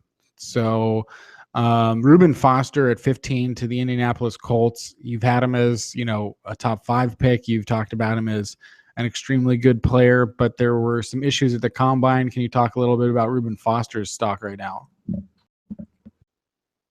Yeah, I think the issue with the combine was apparently he confronted a male nurse because he was being told to wait around. And the combine really needs to sort this out. I mean, like, they asked these guys to go to the hospital and do these medicals, and they end up sitting there for hours on end, not knowing what's going to happen. These are long days. I think it wasn't Reuben Foster, but there was another player talking about, at the very last minute, the NFL teams asked him to go to the hospital and have some kind of medical check or something. And he left his hotel room at 5 a.m. and didn't get back until 4 a.m. the next day. So it was nearly like a 24-hour day when these guys are also going through endless job interviews. They've been interviewed by nearly all the teams. It's very stressful. There's a lot of pressure. The guys who are actually working out are going to be physically and mentally drained. And Reuben Foster snaps by, that's what it sounds like. He snapped. He became too impatient. He was bored. He snapped at a male nurse and was essentially, I guess, a complaint was made and he was sent home. I cannot imagine this is going to impact him too much. And the reason I had him going at 15 is purely because I just think that it's a position inside linebacker that is it's valuable to an extent. And when a guy like Hassan Reddick does the work that he's doing, and it's got the production that he has and the character that he has, and it's just been a runaway freight train in terms of his stock. Some players as players like that and John Ross go up the boards, one or two others are going to fall down, and 15 to Reuben Foster is not a massive drop. I think I had him about 9 in the last one, and he's now 15. So he's going to go in that kind of range. I think his stock's going to be fine. Talking about your 7-round Seahawks projection, you've got Kevin King in round 1, Tyus Bowser in round 2, who you talked about.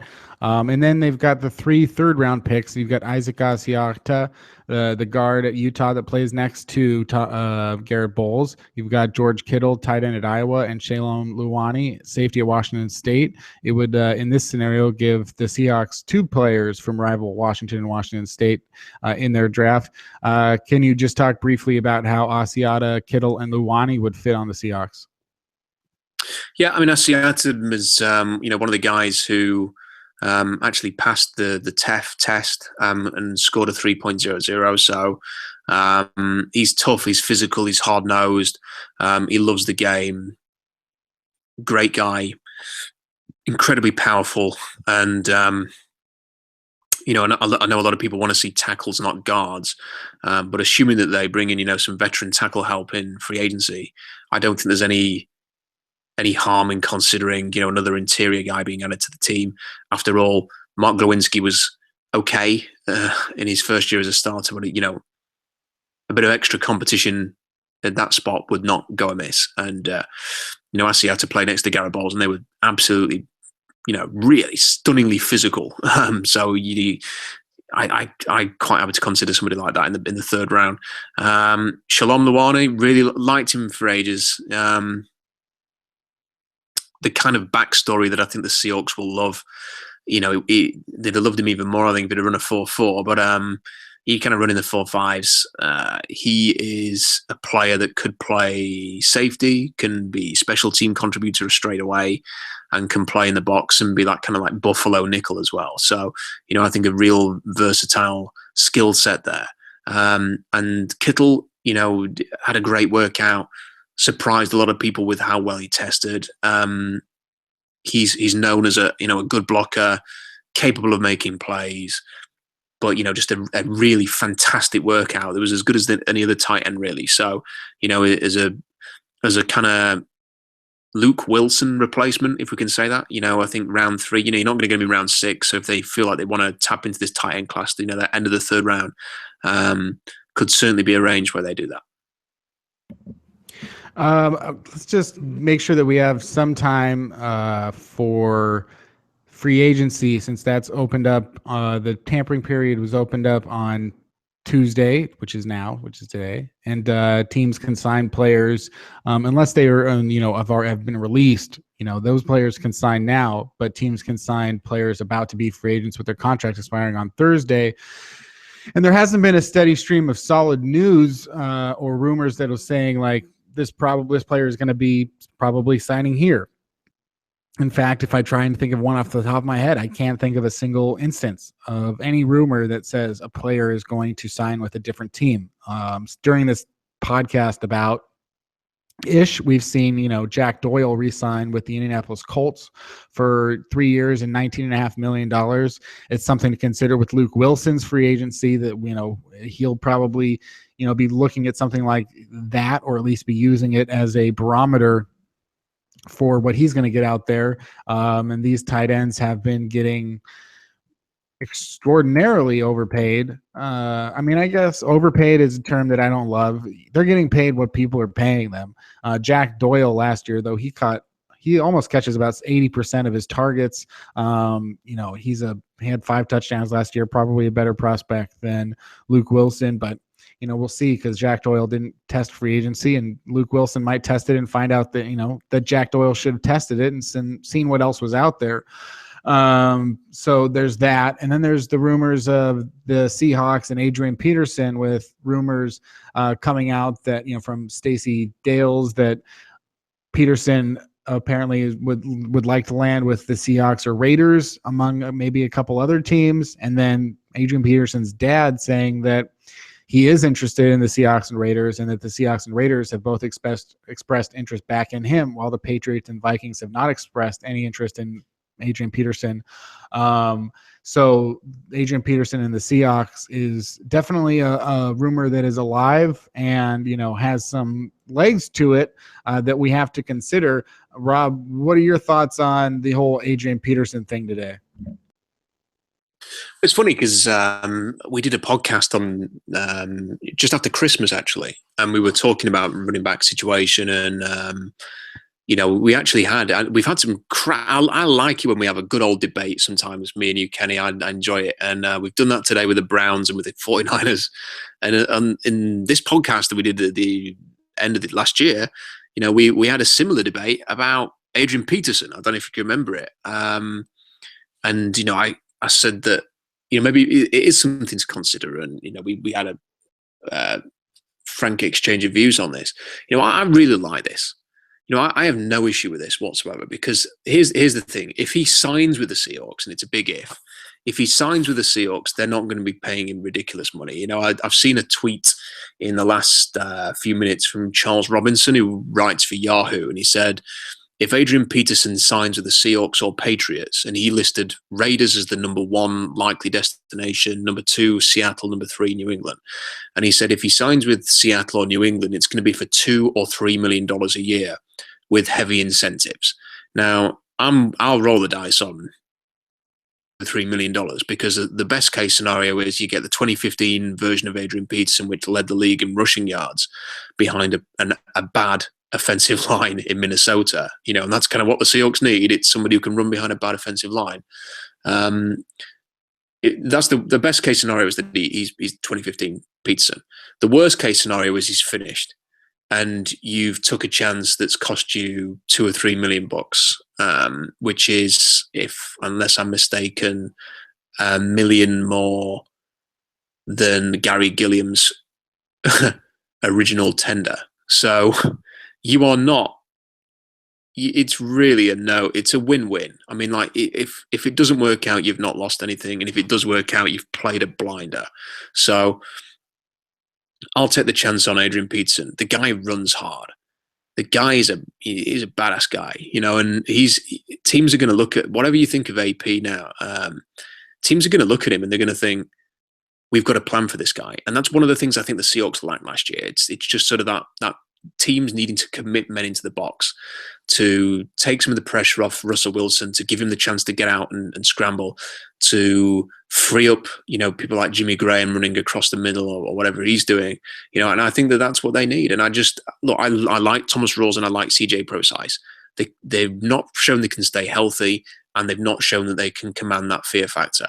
And it's something the Seahawks badly lacked last year with that Marshall Lynch. So if Peterson can get 8 men in the box a bit more, and if he can be anything like he was in 2015 when he led the league in rushing, then sign me up for that on a $2 or $3 million a year deal. Yeah, I mean, that's the thing, too. The Seahawks are paying Thomas Rawls $620,000 next year. They're paying CJ Prosise $738,000 next year. If Alex Collins makes the team, he's getting $586,000 next year.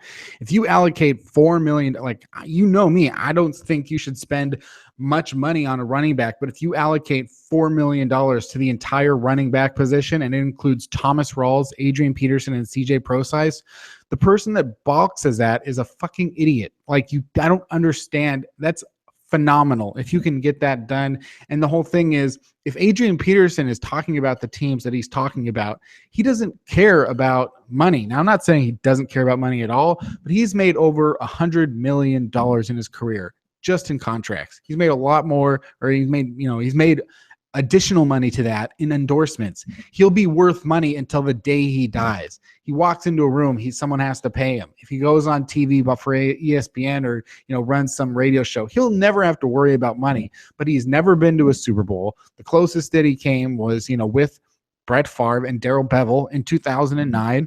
And so when you look at why he might be interested in playing for Darrell Bevell, you can see why. He rushed for 2,100 yards playing for Darrell Bevell. So he sees something there that's going to, benefit him and maybe get him to a Super Bowl while also, utilizing him well. Now, there's also the talk that Peterson only runs with a quarterback under center, and the Seahawks the majority of their offensive plays would come with Russell Wilson in the shotgun. Great. That's, first of all, the Seahawks do and should be adapting their offense every single year. They have been doing that. They're still a run-first team, and Adrian Peterson is a runner. They'll figure it out if that's something that does happen. If they sign Adrian Peterson, they've got a plan. And the whole thing with his injuries is, they're not dumb, and he is somewhat desperate because he's going to have to take a contract that says, look, if I come out here and I make the Pro Bowl and I lead the league in rushing, just give me more money because obviously I earned it. And if I didn't, then fine, I guess I didn't earn it, because he has, missed all but 3 games last year and he rushed for 1.9 yards per carry. So I could also totally see a scenario in which this is the mark on a great Hall of Fame running back's career, that is the final season of their career. That's the one season that's with a team different than the one he played his entire career for, that you totally forgot ever happened. It's Edgerrin James, it's Emmitt Smith. I mean, almost every running back has gone through this period, and it would cost the Seahawks no risk whatsoever. Now, there are other considerations to be made, like the personality of Adrian Peterson and the allegation, not just allegations, but the charges brought against him, against his child for beating him. But that's another thing, just like with every team and every player, you have to stand your own moral ground and make your own decisions. Nobody's forcing anyone to be a fan of every team or any team. So, that's another thing that we'll have to, come to some decision for wherever he goes. But as a football player, I don't know why anybody would balk at the idea of adding him when he's going to cost, basically nothing. And they're putting the entire stock of money going into the running back position is going to be $4 or $5 million. And you've got 3 guys that are extremely exciting. It would give the Seahawks an incredible benefit. And like you said, the fact that they don't have a great offensive line is not something that Adrian Peterson is foreign to. He understands that. So I said, recently that I think the Seahawks would add a big name wide receiver or, something like that, because they have an opportunity to do so, and I think they are needed for skill players. If they make a splash in the offseason, it'll be at the skill position players, just like it's been every other year with Sidney Rice and Zach Miller and Jimmy Graham and Percy Harvin. They make splashes at those positions, and at the other positions, they will draft and they will get those, next tier free agents at defensive and offensive line. So, yeah, I would say Peterson would be a fine addition on the football field for the amount of money that I assume he will cost. That's it, I guess. I think that the other thing is that the suggestion seems to be that he's not going to be in any kind of a rush. So if you're a Seahawks fan, I wouldn't expect to wake up on Thursday morning and hear, some news on Adrian Peterson. And, as you mentioned there, Kenny, you'd have to be daft not to be interested in that. So, and if it's as little as $2 or $3 million, you have to imagine that Minnesota at some point are going to be, before he signs anywhere, Minnesota are going to want to talk to him and see if there's any way to get him back in Minnesota. There seems to be some interest in that. Oakland still seems like a really enticing prospect because, he gets to go there and play in an offense with Derek Carr and Amari Cooper and all the guys they've got there, a good offensive line, a team on the up, a contender. So, that would probably be appealing for him. I have no idea what his living arrangements are or what but, the chance to go and live in California might appeal to him versus coming to the Northwest where I don't believe he has any ties. And it may be that the Patriots, step up to the plate. If you want to go and get a ring somewhere, that seems to be the place to go and do it. So, but then again, he might not want to play for Bill Belichick. So I think this is a story that's probably not going to be resolved soon. That there's probably going to be a lot of teams interested. He's going to probably have a little tour of teams. And then decide on his future probably sometime next week. So I think that that's going to be the story of this free agency for the Seahawks. I don't think that they're going to go plowing in there head first, spending $10 million on a player. I think when you look at the cap room they've actually got, which is not much now, given that players are being discussed like Deshaun Jackson as a $12 million a year player, that would be half of Seattle's cap room used up, and they would have to use 7 to 8 million on injured reserve and rookie draft class and stuff like that. So they would have virtually nothing left after signing one player for $12 million, which goes to show that they're not going to have the big splash. And I still think that they'd probably like to get a contract extension done with Cam Chancellor at some point. So that's going to take cap room off the board. So I think that what we are going to see with the Seahawks is they're going to look for value. Probably, I imagine they're going to bring in at least one defensive lineman. I know they've been heavily linked with Terrell McClain. That makes a lot of sense. There are one or two others they could look at as well. I know they've been linked with Brian Schwenke this afternoon. A player that passes the TEF test, has got experience at center. Could be a guy that they look at to compete with Justin Britt. Why not have the competition and also act as a hedge? Because if they can't sign, if Justin Britt gets offered $9-10 million next year, if he has another really good year, then probably not going to want to pay that. So. They bring in Schwenke maybe for a few million, and he's the hedge. He's the backup safety, safety net at center, and can maybe play a bit of guard as well. Can maybe push Glowinski for playing time too. So that's the kind of thing I would think. I imagine they're going to sign a tackle, but then it's not going to be Ricky Wagner at 10 to 12 million. It might not be Russell Okung at 8 to 10 million. It might not be Riley Reef. It might not be Whitworth. It probably is going to be somebody that they can find that whenever a Seahawks fan hears who they've signed, goes, "Oh, I wasn't expecting that." But that's the way that it seems to be for this team right now. And plus, the other thing to consider here, Kenny, and this is something that is very important. Fans may not be aware, but if you have, say, $20 million in free cap room at the end of the year, that rolls over in this CBA. So the teams that are not spending $30-40 million of their cap every year, that keeps getting rolled over, and it means that there are some teams in this league currently working from a cap that is like twice as much as Seattle's because they've rolled over cap. And I think Seattle's salary cap number is I think it's the lowest in the NFL because they've got so much committed up front. They've been kind of not sending anything over every year because they've got so much committed to their core guys. So if the Seahawks could actually roll over, let's say $10 million into next year, that's going to be very important because guess what? In a year's time, you're going to need to start talking about a contract extension for Frank Clark, because if Frank Clark continues on his current trajectory, he's going to be that $17 million a year pass rusher. And you might be able to get him for $13-14 million in a year's time. And if you want to be able to sign someone like that to such a massive contract, then you are going to need to start rolling some cap over because that's coming.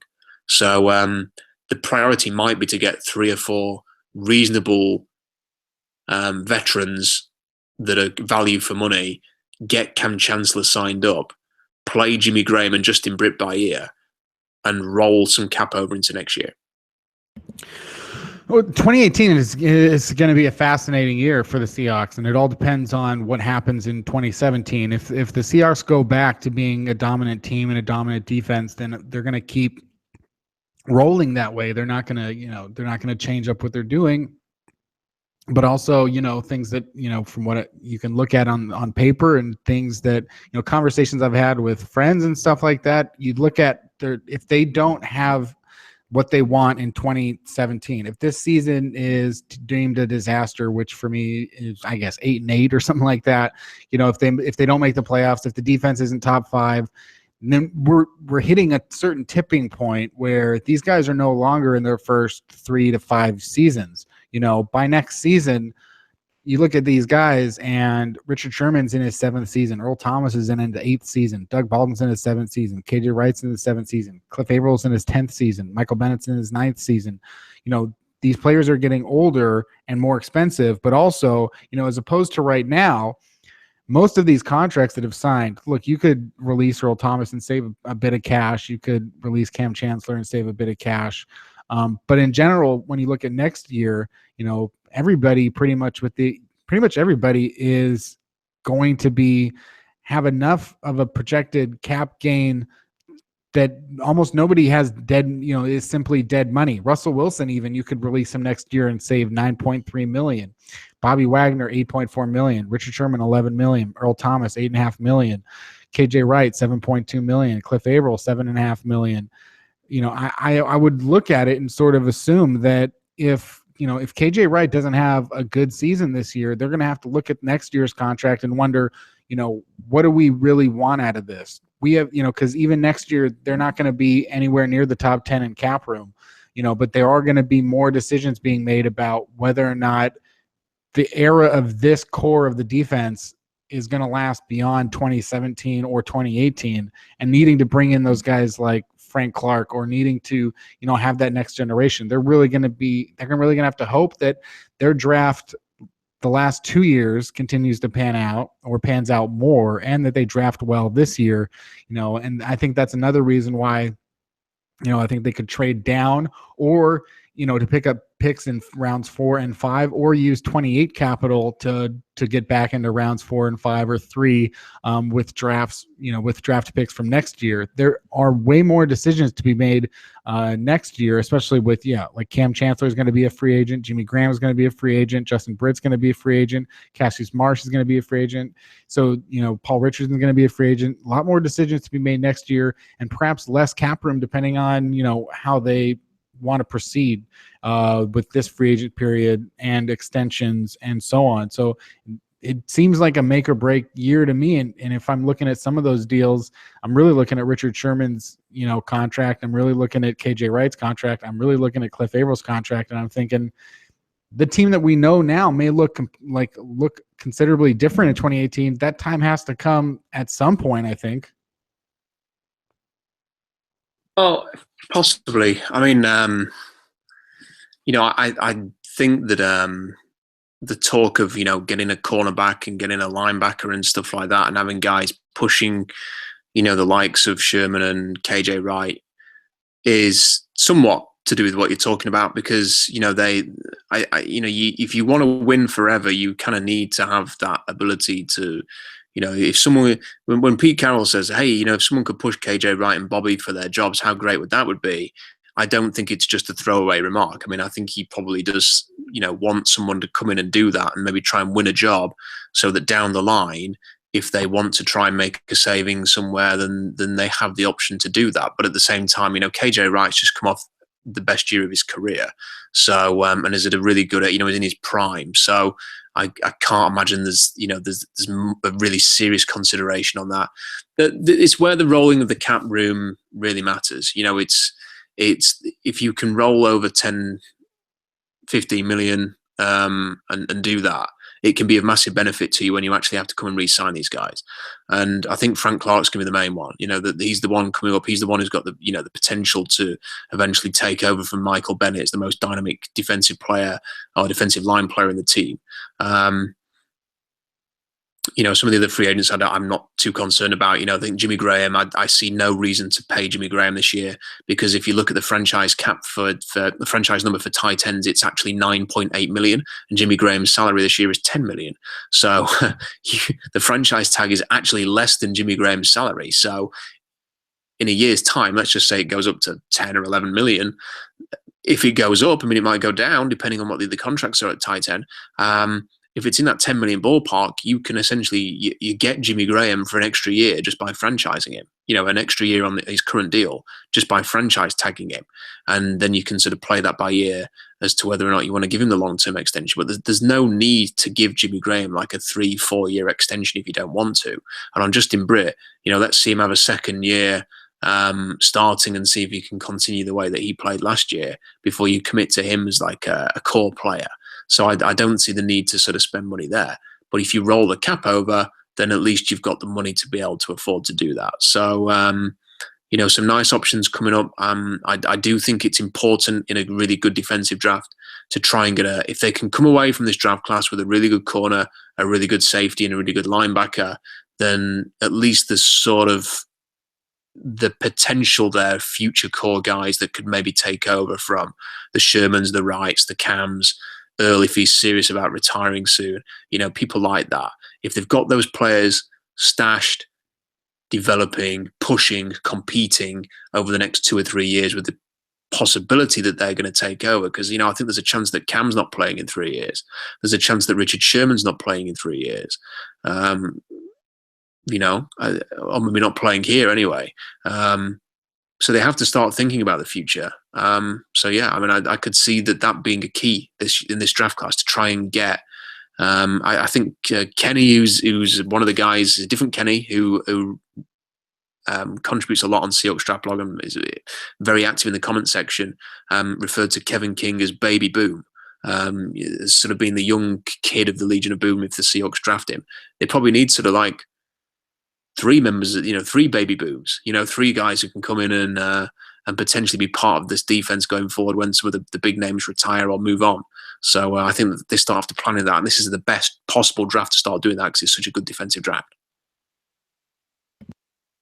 Yeah, and the Seahawks, they're not the team that really puts their stock into the first round like most fans and teams would assume to do, and they're not the team that focuses on the first wave of free agency. It's all about doing the best you can on day 3 in undrafted free agency. In free agency, the amount of players that they've pulled without first round picks, the team they've put together is, that's what you admire. So that's why people shouldn't be panicking necessarily about the dearth of offensive linemen in the draft or in the first round, or not using a first or second round pick on an offensive lineman, and not about like whether or not they decide not to sign Kevin Zeitler or, Ricky Wagner. They're going to focus on the value, not the players that are already being paid for what they've done in the past. They're looking for guys that are looking to earn bigger contracts because they haven't been utilized in the proper ways or enough, or were injured or whatever. So, it's just going to be an interesting year for the Seahawks in total. So we'll see what happens there. I think we'll have to call it a show right now. The next time that we come back, we'll be able to talk about some of the signings that have happened and things that have actually happened. So the next time we come in, there might be a couple new Seahawks, there might be a couple less Seahawks, and certainly in the NFC West, maybe Kirk Cousins will be in San Francisco. Maybe Tremaine Johnson will be out of the LA Rams, with rumors that he is on the trade block, the franchise cornerback, and the Cardinals, whether or not the situation with Calais Campbell, where he's playing, next year, reports that he's not, the Cardinals offered him $10 million a year and he rejected it, is something that I just read. So lots of movement and stuff going on. We'll see. I don't think that there's going to be a rush on Adrian Peterson or Jimmy Garoppolo, but maybe less so definitely with Adrian Peterson. He can certainly wait it out, and the teams can wait it out and see who lands where. I don't think there's going to be a rush for that to happen immediately, though it could. So we'll see what goes on there. We'll just do our last segment, which is called Rob's Final Thoughts. Rob's, what's your final thoughts? Final thought is just how exciting the draft class is really, and so I guess what I would say is that if you're a Seahawks fan who is hoping for some big headline news in free agency, it's like, don't worry too much about it. The Seahawks will find somebody to add to the offensive line. They're not going to go into the new year without people there. When John Schneider said at his combine press conference that they need some, they perhaps were a bit too young last year, that they need some veteran help. It was telling. They're going to bring somebody in. And I think that the line will get better anyway. It was a really, really young, green offensive line last year, and I think they'll be better for that experience. And then in the draft, there are so many fun options. Even if Kevin King's not there, or even if Obi Melifonwu's not there, and if Hassan Reddick's not there, and Garrett Bowles is not there, this is the year where you're going to get somebody really good at 26. There's going to be good players there at 35, let alone 26. So be excited. Look forward to it. Don't get too down if they don't sign, the big names in free agency, because this is going to be, I'm convinced that this is going to be a defining off season for the Seahawks one way or another, that they will give themselves an opportunity to contest for a title again in 2017. But not only that, they will lay down some foundations for the future. So feel good about it, enjoy it, and look forward to finding out what happens on Thursday. All right, this has been 3000 NFL Mock Draft. Go to SeahawksDraftBlog.com and FieldGoals.com for consistent articles and information and news and such and whatnot. Hey, follow Rob on Twitter at Rob Staten. You can find us at Field Goals. And what else? Support your local economy. Vote. Watch. I don't want to say Stranger Thing. That's a cliche. I just interviewed these two guys that did a show called Shrink on CISO, Tim Baltz and Ted Tremper, and I just interviewed them, and it was a great show, and I watched it. So, watch Shrink on CISO, and, buy a Diet Coke. It's my favorite thing to drink. That's it for this edition of 3000 NFL Mock Draft. Come back next time after free agency has happened a little bit for a brand new draft.